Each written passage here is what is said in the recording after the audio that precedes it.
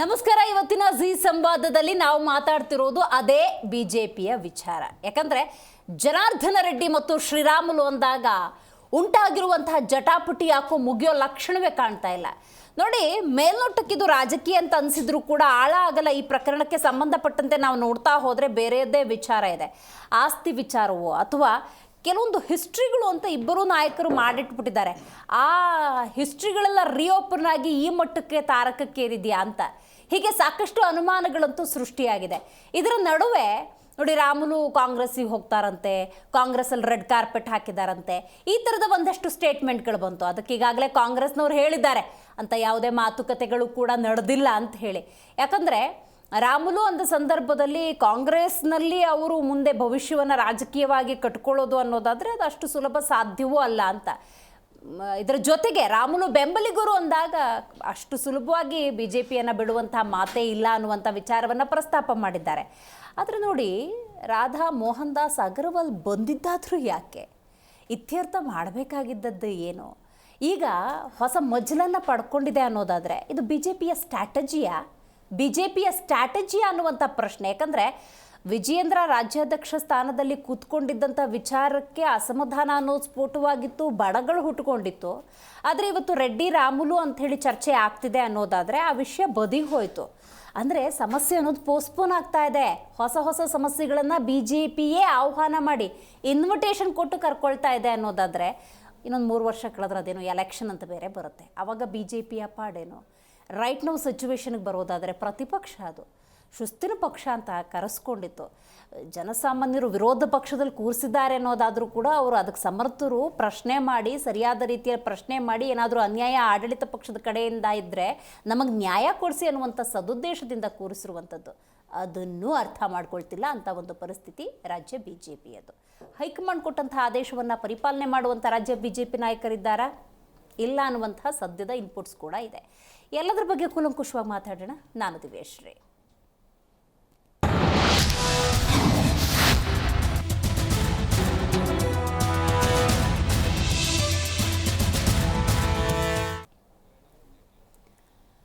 ಆರಂಭದಲ್ಲಿ ನಾನು ಆಗಲೇ ಉಲ್ಲೇಖ ಮಾಡಿದ ಹಾಗೆ ವಿಜಯೇಂದ್ರ ವರ್ಸಸ್ ಯತ್ನಾಳ್ ಅನ್ನುವಂಥದ್ದಿತ್ತು. ಜನಾರ್ದನ್ ರೆಡ್ಡಿ ಮತ್ತು ಶ್ರೀರಾಮುಲು ಇಲ್ಲಿಗೆ ಬಂದು ನಿಂತ್ಕೊಂಡಿದೆ. ಈ ನಡುವೆ ಇವತ್ತು SR ವಿಶ್ವನಾಥ್ ಕೂಡ ಮಾತಾಡಿದ್ದಾರೆ. ನಮ್ಮದು ಒಂದು ಗ್ಯಾಂಗ್ ಇದೆ, ಏನು ಹೇಳಬೇಕು, ನಾವು ತಿರುಗಿ ಬೀಳ್ತೀವಿ. ಇಬ್ಬರ ಬಡಿದಾಟದ ವಿಚಾರವಾಗಿ ವಿಶ್ವನಾಥ್ ಕೂಡ ವಾರ್ನಿಂಗ್ ಕೊಟ್ಟಿದ್ದಾರೆ. ರೈಟ್, ಇದು ಸದ್ಯದ ರಾಜ್ಯ ಬಿ ಜೆ ಪಿಯ ಬೆಳವಣಿಗೆಗಳು. ಉಭಯ ನಾಯಕರ ಬೆನ್ನಿಗೆ ಬೆಂಬಲಿಗರು ಕೂಡ ನಿಂತುಕೊಂಡಿದ್ದಾರೆ. ನಾವು ಈ ಆಯಾಮದಲ್ಲಿ ನೋಡಲೇಬೇಕು. ಸುದ್ದಿಗೋಷ್ಠಿಯನ್ನು ನಡೆಸಿ ಆರೋಪ ಪ್ರತ್ಯಾರೋಪವನ್ನು ಒಬ್ಬರ ಮೇಲೊಬ್ಬರು ಮಾಡ್ತಾ ಇದ್ದಾರೆ. ರೆಡ್ಡಿ ವಿರುದ್ಧ ರಾಮುಲು ಬೆಂಬಲಿಗರ ಆಕ್ರೋಶ ಅನ್ನೋದು ಹೆಚ್ಚಾಗಿದೆ. ರಾಮುಲು ವಿರುದ್ಧ ರೆಡ್ಡಿ ಬೆಂಬಲಿಗರು ಕಿಡಿನುಡಿಗಳನ್ನಾಡ್ತಾ ಇದ್ದಾರೆ. ರೆಡ್ಡಿ ರಾಮುಲು ಜಗಳಕ್ಕೆ ಹಾಗಾದರೆ ಆಸ್ತಿ ವಿಚಾರ ಏನಾದರೂ ಕಾರಣವಾಯಿತಾ? ಅಫ್ಕೋರ್ಸ್ ಅದೇ ಅಂತ ಕೂಡ ಹೇಳಲಾಗ್ತಾ ಇದೆ. ಯಾಕಂದರೆ ಇದು ಕೇವಲ ರಾಜಕೀಯ ಕೆಸರರ ಚಾಟದ ರೀತಿ ಕಂಡು ಬರ್ತಾನೆ ಇಲ್ಲ. ಯಾಕೆ ಅಂತ ಹೇಳಿದ್ರೆ ನೋಡಿ, ರಾಧಾ ಮೋಹನ್ ದಾಸ್ ಅಗರ್ವಾಲ್ ಬಂದರು, ಮಾತುಕತೆ ನಡೆಸ್ತಾ ಇದ್ರು. ಸಂಡೂರು ವಿಚಾರವಾಗಿ ಚುನಾವಣೆಗೆ ಸೋಲಾಯಿತು ಅನ್ನೋದಾದರೆ ಕಾರಣ ಯಾರು? ಈ ಬಗ್ಗೆ ಚರ್ಚೆ ಆಗ್ತಿತ್ತು ಅನ್ನೋದಾದರೆ ಅದನ್ನು ರಾಮುಲು ಮೇಲೆ ಹೊರಿಸ್ತಾರೆ ಅನ್ನೋದಾದರೆ ಸುದ್ದಿಗೋಷ್ಠಿಯಲ್ಲಿ ಶ್ರೀರಾಮುಲು ಹೇಗೆ ಒಂದು ಕ್ಲಾರಿಟಿಯನ್ನು ಕೊಡುವಂಥ ಪ್ರಯತ್ನವನ್ನು ಮಾಡಿದ್ರು, ಮಾಧ್ಯಮದ ಅಷ್ಟು ಕಾಲ್ಗಳನ್ನು ರಿಸೀವ್ ಮಾಡಿ ನೋಡಿ ಹಿಂಗಿಂಗೆ ಆಯಿತು ಅಂತ ಹೆಂಗೆ ಹೇಳಿದ್ರು, ಅದೇ ರೀತಿ ಜನಾರ್ದನ್ ರೆಡ್ಡಿ ಅವರು ಕೂಡ ಸುದ್ದಿಗೋಷ್ಠಿಯಲ್ಲಿ ಕೇವಲ ಅದೇ ರಾಜಕೀಯದ ವಿಷಯವನ್ನು ಪ್ರಸ್ತಾಪ ಮಾಡಬೇಕಾಗಿತ್ತು. ಅದಾಗಲಿಲ್ಲ. ಹಿಸ್ಟ್ರಿನ ರಿಓಪನ್ ಮಾಡಿದ್ರು. ಶ್ರೀರಾಮುಲು ಯಾರು, ಶ್ರೀರಾಮುಲು ಹಿನ್ನೆಲೆ ಏನು, ಶ್ರೀರಾಮುಲು ಯಾವ್ಯಾವ ಕೃತ್ಯಗಳಲ್ಲಿ ಭಾಗಿಯಾಗಿದ್ದಾರೆ, ಏನು ಕೇಸು, ಅದಕ್ಕೆ ಸುದೀರ್ಘ ಸಮಯ ಬೇಕಾಗುತ್ತೆ ಅಂದರು. ಅದಕ್ಕೆ ಶ್ರೀರಾಮುಲು ಸುಮ್ಮನೆ ಕೂತ್ಕೋತಾರೆ, ಅವ್ರಿಗೆ ಅಷ್ಟೊಂದು ಸಮಯ ಬೇಕಾಗಿಲ್ಲ, ನಾವು ಒಂದು 2-3 ಎಪಿಸೋಡಲ್ಲಿ ವಿತ್ ಡಾಕ್ಯುಮೆಂಟ್ಸ್ ಪ್ರೂವ್ ಮಾಡ್ತೀವಿ ಅನ್ನುವಂಥ ಸ್ಟೇಟ್ಮೆಂಟ್ ಬರುತ್ತೆ ಅನ್ನೋದಾದರೆ ಯೋಚನೆ ಮಾಡಿ. ಶ್ರೀರಾಮುಲುನೇ ಇರ್ಬೋದು, ಜನಾರ್ದನ್ ರೆಡ್ಡಿ ಇರ್ಬೋದು, ಯಾರವರು ಅಂತ ಹೇಳಿ. ರೈಟ್, ಹಾಗಾದರೆ ಶ್ರೀರಾಮುಲು ಮತ್ತು ಜನಾರ್ದನ ರೆಡ್ಡಿ ಇವರ ಬೆಂಬಲಿಗರು ಅಂತ ಒಂದಷ್ಟು ಮಂದಿ ಇದ್ದಾರೆ. ಅವರು ಏನೇನು ಮಾತಾಡಿದ್ದಾರೆ ಬನ್ನಿ ಕೇಳೋಣ. ನಾನು ನಮ್ಮ ಎಲ್ಲ ನಾಯಕರುಗಳಿಗೆ ಹೇಳೋದು, ಅವತ್ತಿನ ದಿನ ಏನೋ ಹತ್ತೊಂಬತ್ತರಂಗಿದ್ರು. ಇವತ್ತು ಸರ್ ಅವರು ಸ್ವಲ್ಪ 14 ವರ್ಷ ವನವಾಸ ಅನುಭವಿಸಿ ಕಷ್ಟದಲ್ಲಿದ್ದಾರೆ. ಅವತ್ತೇನು ಅಣ್ಣ ತಮ್ಮಳಂತ ನಾವು ಆಸ್ತಿ ಮಾಡಿದ್ವಿ, ಆ ಆಸ್ತಿನ ವಾಪಸ್ ಕೊಟ್ಟು ನಮ್ಮ ವಾಲ್ಮೀಕಿ ಸಮುದಾಯದ ಜನತೆ ಗೌರವ ಕಾಪಾಡ್ಬೇಕಂತಂದೇಳಿ ನಮ್ಮ ನಾಯಕರೆಲ್ಲರೂ ಮಾತಾಡ್ತಾರೆ. ಸರ್ ನಾವು ಹೇಳೋದಂದ್ರೆ ಅವತ್ತಿನ ದಿನ ಏನ್ ಜನಾರ್ದನ ಸಾಹೇಬ್ ಶ್ರೀರಾಮ್ ಮಾಡೋರಿದ್ರು, ನಮ್ಮ ಗೌರವಾನ್ವಿತ ನಮ್ಮ ಶಾಸಕರು ಸುರೇಶ್ ಬಾಬು ಇದ್ರು, ಬಹಳಷ್ಟು ಜನ ಎಲ್ಲ ಇತ್ತು. ಅವತ್ತು ಅಣ್ಣ ತಮ್ಮರಾಗಿ ಇತ್ತು ನಾವು. ಅದು ಏನು ಒಂದು ದಿನ ಸಾಕು ಹೇಳೋದಂದ್ರೆ ನಮ್ಮ ವನವಾಸ ಅನುಭವಿಸಿ ಬಂದಿದ್ವಪ್ಪ, ನಾವು ಸಂಕಟದಲ್ಲಿ ಇದ್ವಿ. ನಮ್ಮ ಏನ್ ಅಣ್ಣ ತಮ್ಮರಾಗಿದ್ದಾಗ ನಾವು ಆಸ್ತಿ ಮಾಡಿ ಅಣ್ಣ ತಮ್ಮಂದ್ರಿದ್ದಾಗ ಸರ್ ಇವಾಗ ನಾನು ನಮ್ಮ ಸ್ನೇಹಿತ ಇದೀವಿ, ಹೌದಾ, ಅವರು ಇರ್ತಾರೆ. ಇವಾಗೆಲ್ಲ ನಾವ್ ಏನ್ ಮಾಡ್ತೀವಿ, ನಂಬಿಕೆ ಅಂತಿದ್ದಾಗ ನಾವು ಒಬ್ರ ಮೇಲೆ ಒಬ್ರು ಮಾಡ್ಕೊಂಡಿರ್ತೀವಿ. ನಮ್ಮ ಮನೆಗೆ 4 ಜನ ಅಣ್ಣ ತಮ್ಮಳು ಅಂದ್ರೆ ನಾವು ಇಲ್ಲಿ ಬಳ್ಳಾರಿಯಲ್ಲಿ 4 ಜನ ಅಣ್ಣ ತಮ್ಮಳು ಅಂತ ನಾವು ಅಂದ್ಕೊಂಡಿದ್ದೇವೆ ಎಲ್ಲರೂ.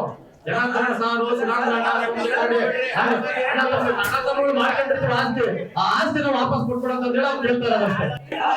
ಇವತ್ತು ಯಾವತ್ತಿನ ದಿನ ಜನಾರ್ದನ್ ಸರ್ ಜೊತೆ ನಾವ್ ಹೆಂಗಿದ್ವಿ ಇವಾಗ್ಲೂ ಹಾಗೆ ಇದ್ರೆಗಿನ ನಮ್ಗೆ ಮತ್ತೆ ಅವ್ರು ಸಾಮ್ರಾಜ್ಯ ಕಟ್ತಾರೆ, ಈ ಪದವಿಗಳು ಸಿಗ್ತವೆ, ಆಸ್ತಿಗಳು ಸಿಗ್ತವೆ, ಎಲ್ಲಾ ಸಿಗ್ತವೆ. ಈ ಒಂದು ಸಣ್ಣ ಪುಟ್ಟ ಆಸ್ತಿಗಳನ್ನ ಯಾಕೆ ನೀವು ಈ ಆಸ್ತಿ ವಿಷಯಗಳಲ್ಲಿ ಇಷ್ಟೊಂದು ವ್ಯಾಪಾರ ತಗೊಂಡಿದ್ರಿ? ಅವ್ರು ಏನ್ ಬಡವರು ಇವತ್ತಿನ ದಿನ ಜನಾರ್ದನ್ ಸರ್ 14 ವರ್ಷ ವನವಾಸ ಅನುಭವಿಸಿದ್ದಾರೆ. ಇವತ್ತು ಅವರು ಸಂಕಷ್ಟದಲ್ಲಿದ್ದಾರೆ ಅಂತ ಇವ್ರಿಗೆ ಏನ್ ಮೊದಲು ಎಲ್ಲರ ಅಣ್ಣ ತಮ್ಮಂದ್ರಿದ್ದಾಗ ನಾವ್ ಏನ್ ಮಾಡಿರ್ತೀವಿ, ಅಣ್ಣ ತಮ್ಮದ್ರ ಮೇಲೆ ಆಸ್ತಿ ಮಾಡ್ಕೊಂಡಿರ್ತೀವಿ. ದಯಮಾಡಿ ಅವರ ಆಸ್ತಿಗಳನ್ನ ಅವ್ರಿಗೆ ವಾಪಸ್ ಕೊಟ್ಟು ಅವ್ರಿಗೆ ನೀವು ಒಂದು ಒಂದು ಕೃತಜ್ಞತಾ ಭಾವನೆ ಸಲ್ಲಿಸಬೇಕಂತ ಹೇಳಿ ನಾನು ಹೇಳ್ತೀನಿ. ಶ್ರೀ ಜನಾರ್ದನ್ ರೆಡ್ಡಿ ಅವರು ರಾಮುಲ ವಿರುದ್ಧ ನೀನು ಕೀಳು ಜಾತಿಯವರು, ನೀನು ಕೊಡಲಿ ಇಟ್ಕೊಂಡು ಬೀದಿನಲ್ಲಿ ಓಡಾಡ್ತಕ್ಕಂಥ ವ್ಯಕ್ತಿ, ನಿನ್ನ ರಾಜಕೀಯ ಜೀವನವನ್ನು ನಾನು ತಂದಿದ್ದೀನಿ, ಇಲ್ಲಾಂದ್ರೆ ನಿನ್ನ ಬೇರೆ ಬೇರೆ ತರ ಮಾಡ್ತೀನಿ ಅನ್ನೋದು ಆರೋಪ ಮಾಡಿದ್ದಾರೆ.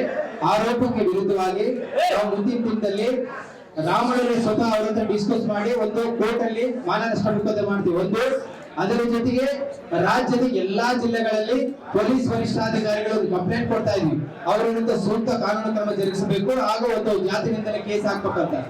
ಅದು ಕಾರ್ಯರೂಪಕ್ಕೆ ಬಂದಿಲ್ಲ ಅಂದ್ರೆ ಇಡೀ ರಾಜ್ಯದಲ್ಲಿ ತನ್ನದೇ ಆದ ಎಲ್ಲರೂ ನಾವು ಕೂತು ಡಿಸ್ಕಸ್ ಮಾಡಿ ಒಂದು ಯಾವ ತರ ಚರ್ಚೆ ಮಾಡ್ಬೇಕು, ಏನ್ ಮಾಡ್ಬೇಕಂತ ಚಳವಳಿ ಮುಖಾಂತರ ರಾಜ್ಯದಲ್ಲಿ ಒಂದು ಸಂಚಲನ ಸೃಷ್ಟಿ ಮಾಡೋದಂತ ನಿಜ. ರಾಮುಲು ವಿರುದ್ಧವಾಗಿ ಜನಾರ್ದನ್ ರೆಡ್ಡಿ ಅವರು ಯಾವ ಪದಗಳ ಬಳಕೆ ಮಾಡಿ ಕ್ಷಮೆ ಕೋರಬೇಕು. ಬಿಜೆಪಿ ಪಕ್ಷದಿಂದ ಜನಾರ್ದನ್ ರೆಡ್ಡಿ ಅವರು ಉಚ್ಚಾಟನೆ ಮಾಡಬೇಕು. ಬಿಜೆಪಿ ಪಕ್ಷ ಏನು ಜನಾರ್ದನ್ ರೆಡ್ಡಿ ಅವರು ನಂಬಿಕೊಂಡು ಪಕ್ಷ ಮಾಡಿಲ್ಲ, ಅದು ರಾಷ್ಟ್ರೀಯ ಪಕ್ಷ. ಅದು ಮಾತಾಡಲಿಕ್ಕೆ ಮೊದಲನೇದಾಗಿ ನಮ್ಮ ಕಾರ್ಯಕ್ರಮದಲ್ಲಿ ಎಪಿ ವಕ್ತಾರರಾಗಿರುವಂಥ ಕೆ ಶಿವಕುಮಾರ್ ಅವರಿದ್ದಾರೆ, ನಮಸ್ಕಾರ. ಇನ್ನು JDS ವಕ್ತಾರರಾಗಿರುವಂಥ ನಾಗೇಂದ್ರ ಅವರಿದ್ದಾರೆ, ನಮಸ್ಕಾರ. ಕಾಂಗ್ರೆಸ್ ವಕ್ತಾರರಾಗಿರುವಂಥ ದರ್ಶನ್ ಅವರಿದ್ದಾರೆ, ನಮಸ್ಕಾರ.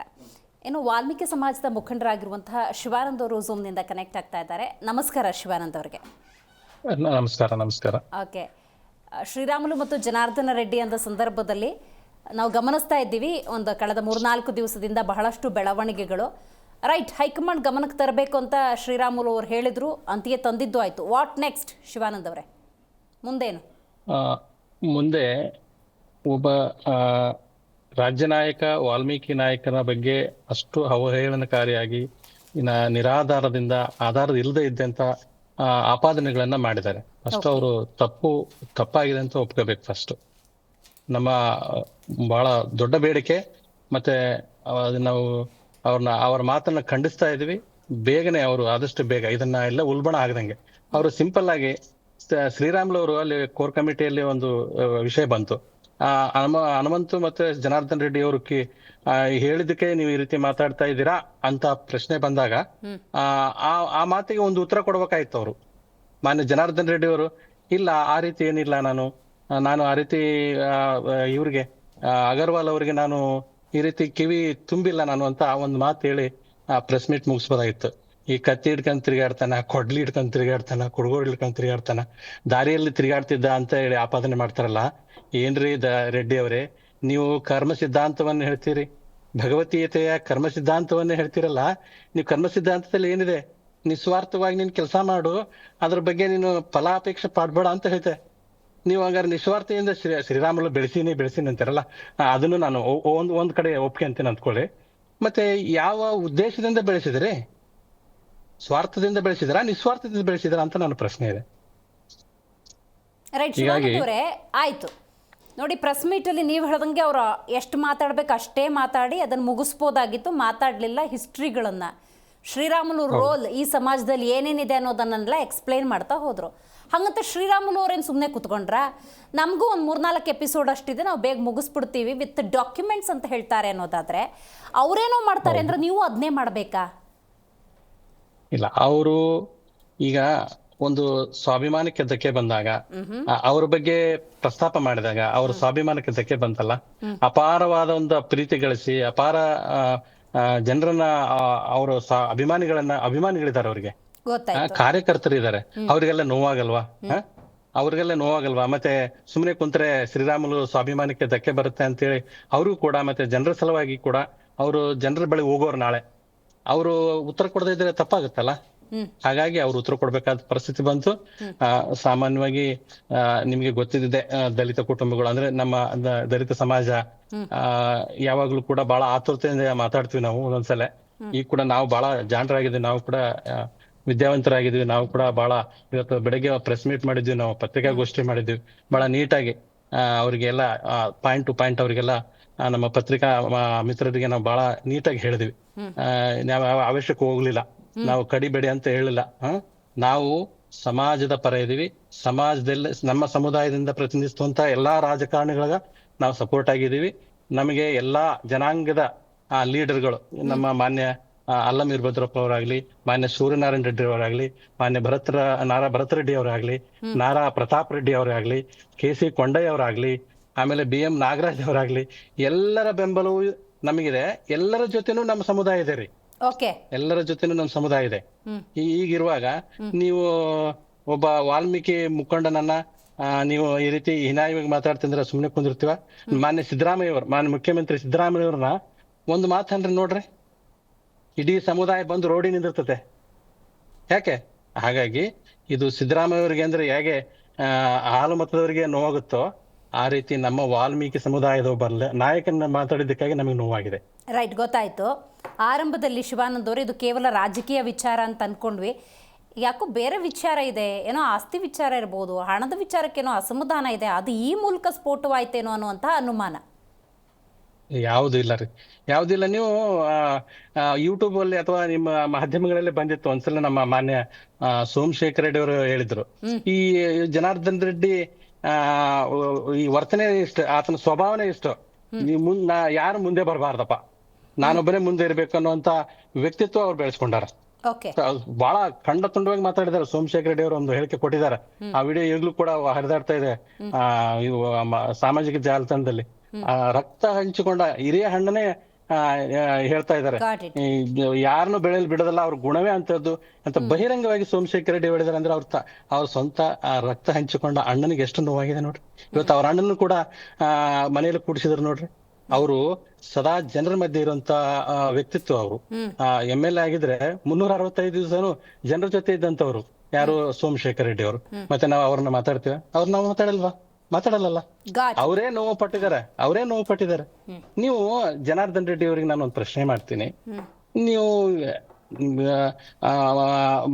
ಮಾನ್ಯ ಅರುಣಾ ಲಕ್ಷ್ಮಿ ಅವ್ರನ್ನ ನಾನು ಶಾಸಕರನ್ನ ಮಾಡ್ತೀನಿ ಅಂತೀರಿ, ದಿವಾಕರ್ ಅವ್ರನ್ನ ಶಾಸಕರನ್ನ ಮಾಡ್ತೀನಿ ಅಂತೀರಿ, ಮತ್ತೆ ಬಂಗಾರ ಹನುಮಂತನ ಶಾಸಕರನ್ನ ಎಲ್ಲಾ ಶಾಸಕರನ್ನ ಮಾಡ್ತೀನಿ ಅಂತೀರಲ್ಲ.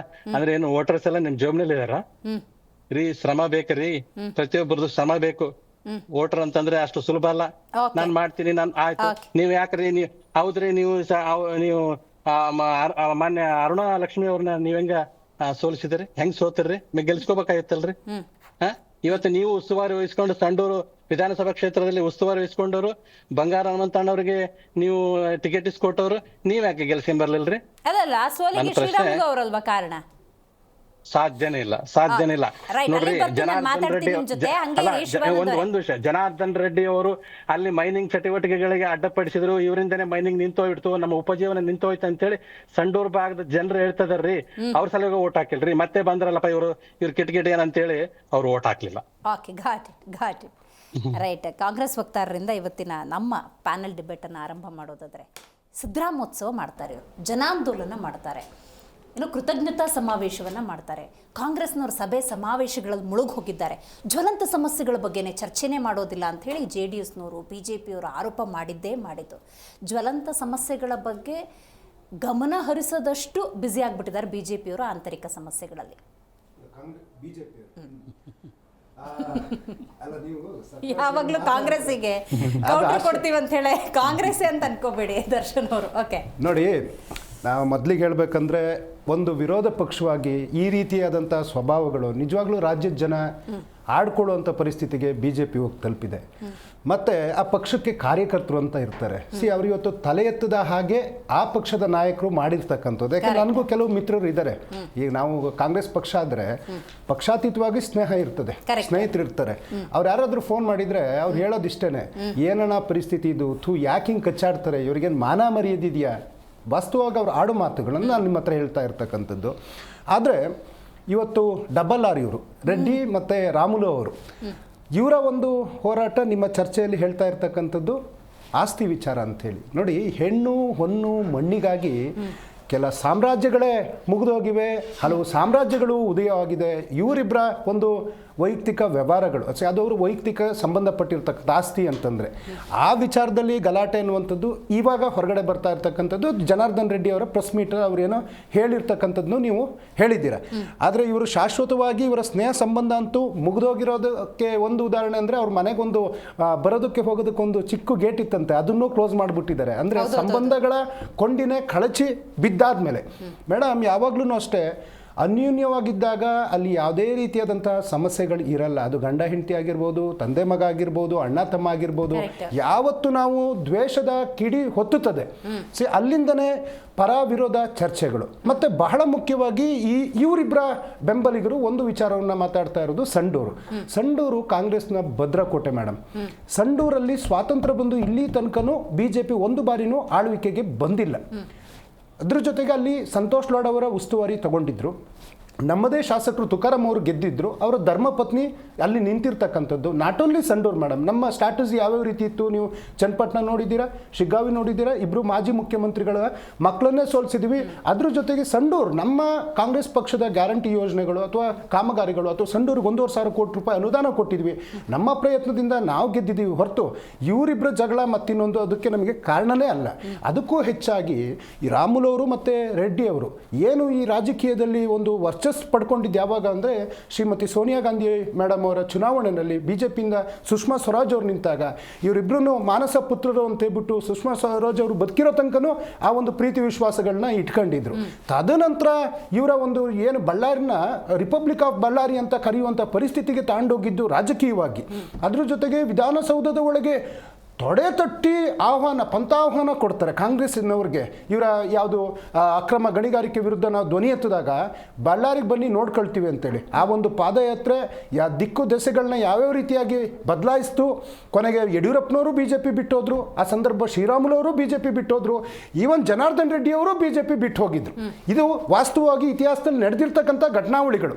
ಜೊತೆಗೆ ಅವತ್ತು ಯಾರೆಲ್ಲ ತೊಡೆ ತಟ್ಟಿದ್ರು, ಅದು ನೀವು ಸೋಮಶೇಖರ್ ರೆಡ್ಡಿ ಅವರಾಗಿರ್ಬೋದು, ಕರುಣಾಕರ್ ರೆಡ್ಡಿ ಅವರಾಗಿರ್ಬೋದು, ಇವನ್ ಶ್ರೀರಾಮುಲು ಅವರಾಗಿರ್ಬೋದು ಅಥವಾ ಜನಾರ್ದನ್ ರೆಡ್ಡಿ ಅವರಾಗಿರ್ಬೋದು, ಇನ್ನು ಅನೇಕರು. ಎಲ್ಲರಿಗೂ ಈಗ ಅದರಲ್ಲಿ ಜನಾರ್ದನ್ ರೆಡ್ಡಿ ಅವರು ಒಬ್ಬರು ಗೆದ್ದಿರೋದು ಬಿಟ್ಟರೆ ಇನ್ನು ಗಂಗಾವತಿನಲ್ಲಿ ಇನ್ಯಾರೂ ಸಮೇತ ಆ ಒಂದು ತಂಡದಲ್ಲಿ ಗೆದ್ದಿಲ್ಲ. ಜೊತೆಗೆ ಶ್ರೀರಾಮುಲು ಅವರು ಒಬ್ಬರು ನಾಯಕ ಅನ್ನೋದ್ರಲ್ಲಿ ಎರಡು ಮಾತಿಲ್ಲ. ಆದರೆ ಅವರ ಸತತ ಸೋಲುಗಳು ಯಾವುದೇ ವ್ಯಕ್ತಿಗಾಗಲಿ, ನೀವು ಸುಮಾರು ಒಂದು 6 ಬಾರಿನೇನೋ ಅವರು ಶಾಸಕರಾಗಿದ್ದಾರೆ, ಜೊತೆಗೆ ಸಂಸದರಾಗಿದ್ದಾರೆ. ಅವರು ಗುರುತು ಪರಿಚಯ ಇಲ್ದಿರೋ ಊರಿಗೆ ಹೋಗ್ಬಿಟ್ಟು ಗೆದ್ದಿದ್ದಾರೆ. ಇತಿಹಾಸದಲ್ಲಿ ಗದಗದಲ್ಲಿ ಅವ್ರು ಗೆದ್ದಿದ್ರು, ಬಾದಾಮಿ ಚುನಾವಣೆ ಸ್ಪರ್ಧೆ ಮಾಡಿದ್ರು, ಮೊಳಕಾಲ್ಮೂರಲ್ಲಿ ಮಾಡಿದ್ರು. Is the capable leader. But ಆ ಸೋಲುಗಳಿಗೆ ಒಳ ಏಟುಗಳು ಇರ್ಬೋದು, ಅದು ಅವರ ಪಕ್ಷದ ಆಂತರಿಕ ವಿಚಾರ. ಜೊತೆಗೆ ಇನ್ನು ಮಾಧ್ಯಮಗಳಲ್ಲಿ ಈಗ ನಿನ್ನೆ ಮೊನ್ನೆಯಿಂದ ಒಂದು ಚರ್ಚೆ ನಡೀತಾ ಇದೆ, ಶ್ರೀರಾಮುಲು ಅವರು ಏನು ಕಾಂಗ್ರೆಸ್ಸಿಗೆ ಹೋಗ್ತಾರಾ ಅಂತ.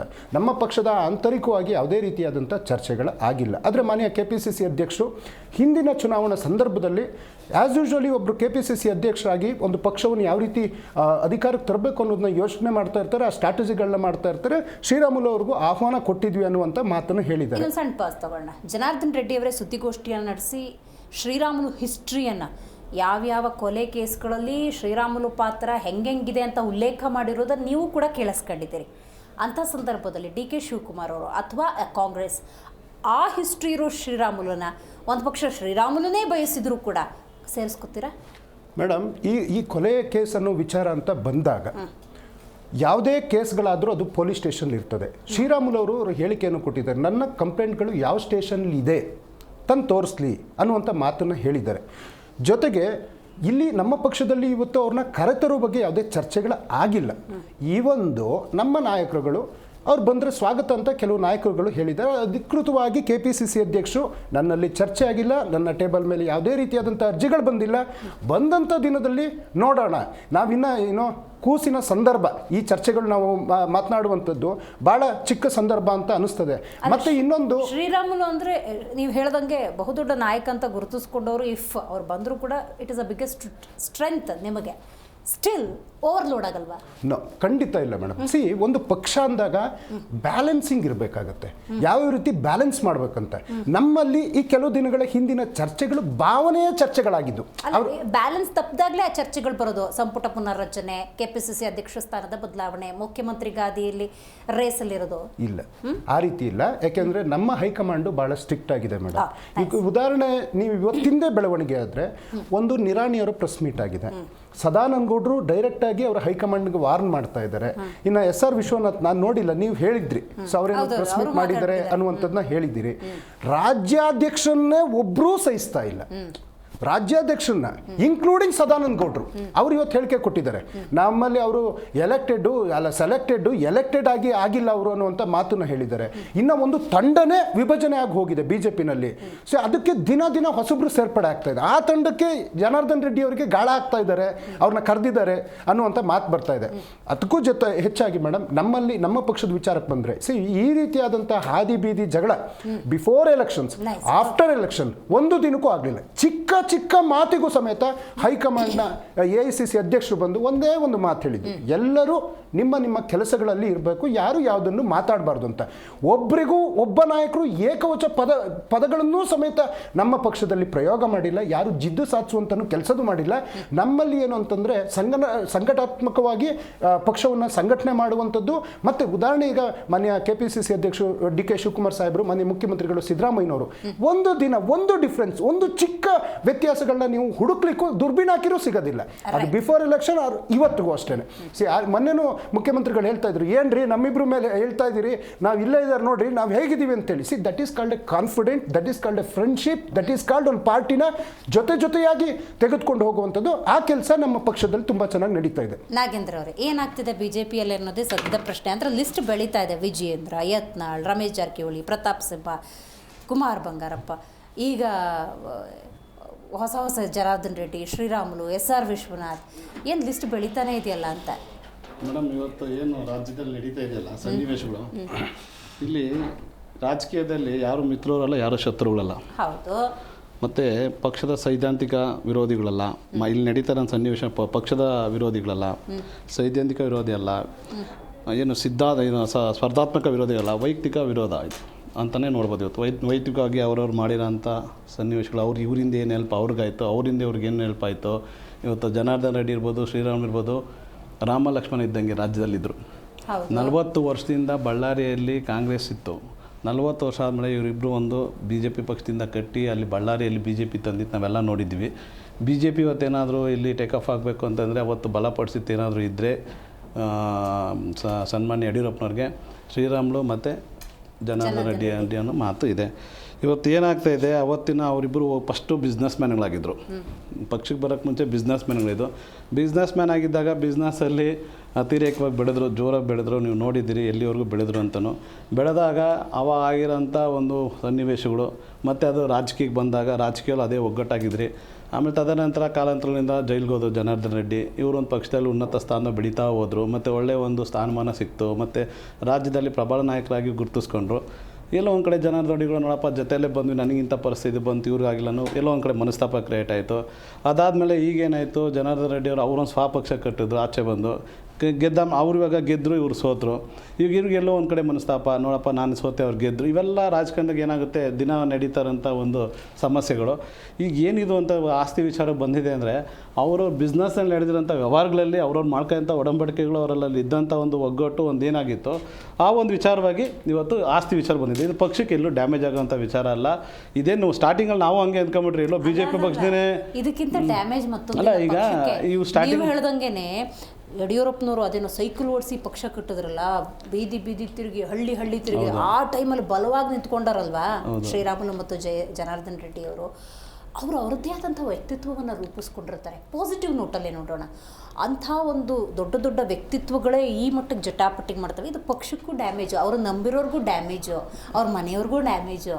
ಅಲ್ಲ ಹಂಗೆ ಅಂದ್ಕೊಂಡಿದ್ವಿ. ಇದು ಸ್ಟಾರ್ಟಿಂಗು ಉದ್ಭವ ಆದಾಗ ಈ ಸಮಸ್ಯೆಗಳು ನೋಡಿದಾಗ ಎಲ್ಲ ಪಕ್ಷಕ್ಕೆ ಒಂದು ದೊಡ್ಡ ಮಟ್ಟಿಗೆ ಡ್ಯಾಮೇಜ್ ಆಗ್ಬೋದೇನೋ, ಪಕ್ಷದಿಂದ ಇದೇನೋ ಆಗೋದಂತ. ಬಟ್ ಇವರಿಬ್ಬರು ಪಕ್ಷದಿಂದ ಆಚೆ ಹೋಗೋಂಥ ಪರಿಸ್ಥಿತಿ ಇಲ್ಲ, ಮನಸ್ಥಿತಿ ಇಲ್ಲ. ಇದು ವೈಯಕ್ತಿಕವಾಗಿ ಯಾವ ಬಂದಾಗ ಒಂದೇ ಮನೇಲಿ ಅಣ್ಣ ತಮ್ಮ ಅಂತ ಬಂದಾಗ, ಆಸ್ತಿ ಅಂತ ವಿಚಾರ ಬಂದಾಗ, ಇವತ್ತು ತಂದೆ ತಾಯಿನೂ ನೋಡಲ್ಲ ಮಕ್ಕಳು, ಅಣ್ಣ ತಮ್ಮಂದು ನೋಡಲ್ಲ. ಇವತ್ತು ಆಸ್ತಿನೇ ಮುಖ್ಯ ಆಗುತ್ತೆ ಅನ್ನೋದು ದಿನನಿತ್ಯ ನಾವು ಪೇಪರ್ ಮಾಧ್ಯಮಗಳಲ್ಲಿ ದಿನನಿತ್ಯ ಆಸ್ತಿಗೆ ಹೋರಾಟಗಳು ನೋಡ್ತಾ ಇರ್ತೀವಿ. ಇದು ಬಂದು ಎಲ್ಲಿ ತಲುಪಿದೆ ಅಂದರೆ ಪಕ್ಷದಿಂದ ಆಚೆ ಬಂದು ಆಸ್ತಿ ಬಂದು ನಿಂತಿದೆ. ಈ ಆಸ್ತಿ ಅಂತ ಬಂದಾಗ ಅದು ವೈಯಕ್ತಿಕವಾಗುತ್ತೆ. ವೈಯಕ್ತಿಕ ಬಂದಾಗ ಇಂಥ ಸಂದರ್ಭಗಳು ಮತ್ತು ಇವರು ಅವ್ರ ಬಗ್ಗೆ ಹೇಳೋದು, ಪರ ಹೇಳೋದು, ವಿರೋಧ ಹೇಳೋದು, ಇದು ಸರ್ವ ಸಾಮಾನ್ಯ. ಈ ಆಸ್ತಿಯ ವಿಚಾರ ಇದೆಲ್ಲ ಯಾರನ್ನೂ ಬಿಟ್ಟಿಲ್ಲ ಮೇಡಮ್ ಇದು ಜಗತ್ತಲ್ಲಿ. ಇವತ್ತು ರಾಜರುಗಳು ಇವತ್ತು ಕೋಟೆಗಳು ಅಲ್ಲ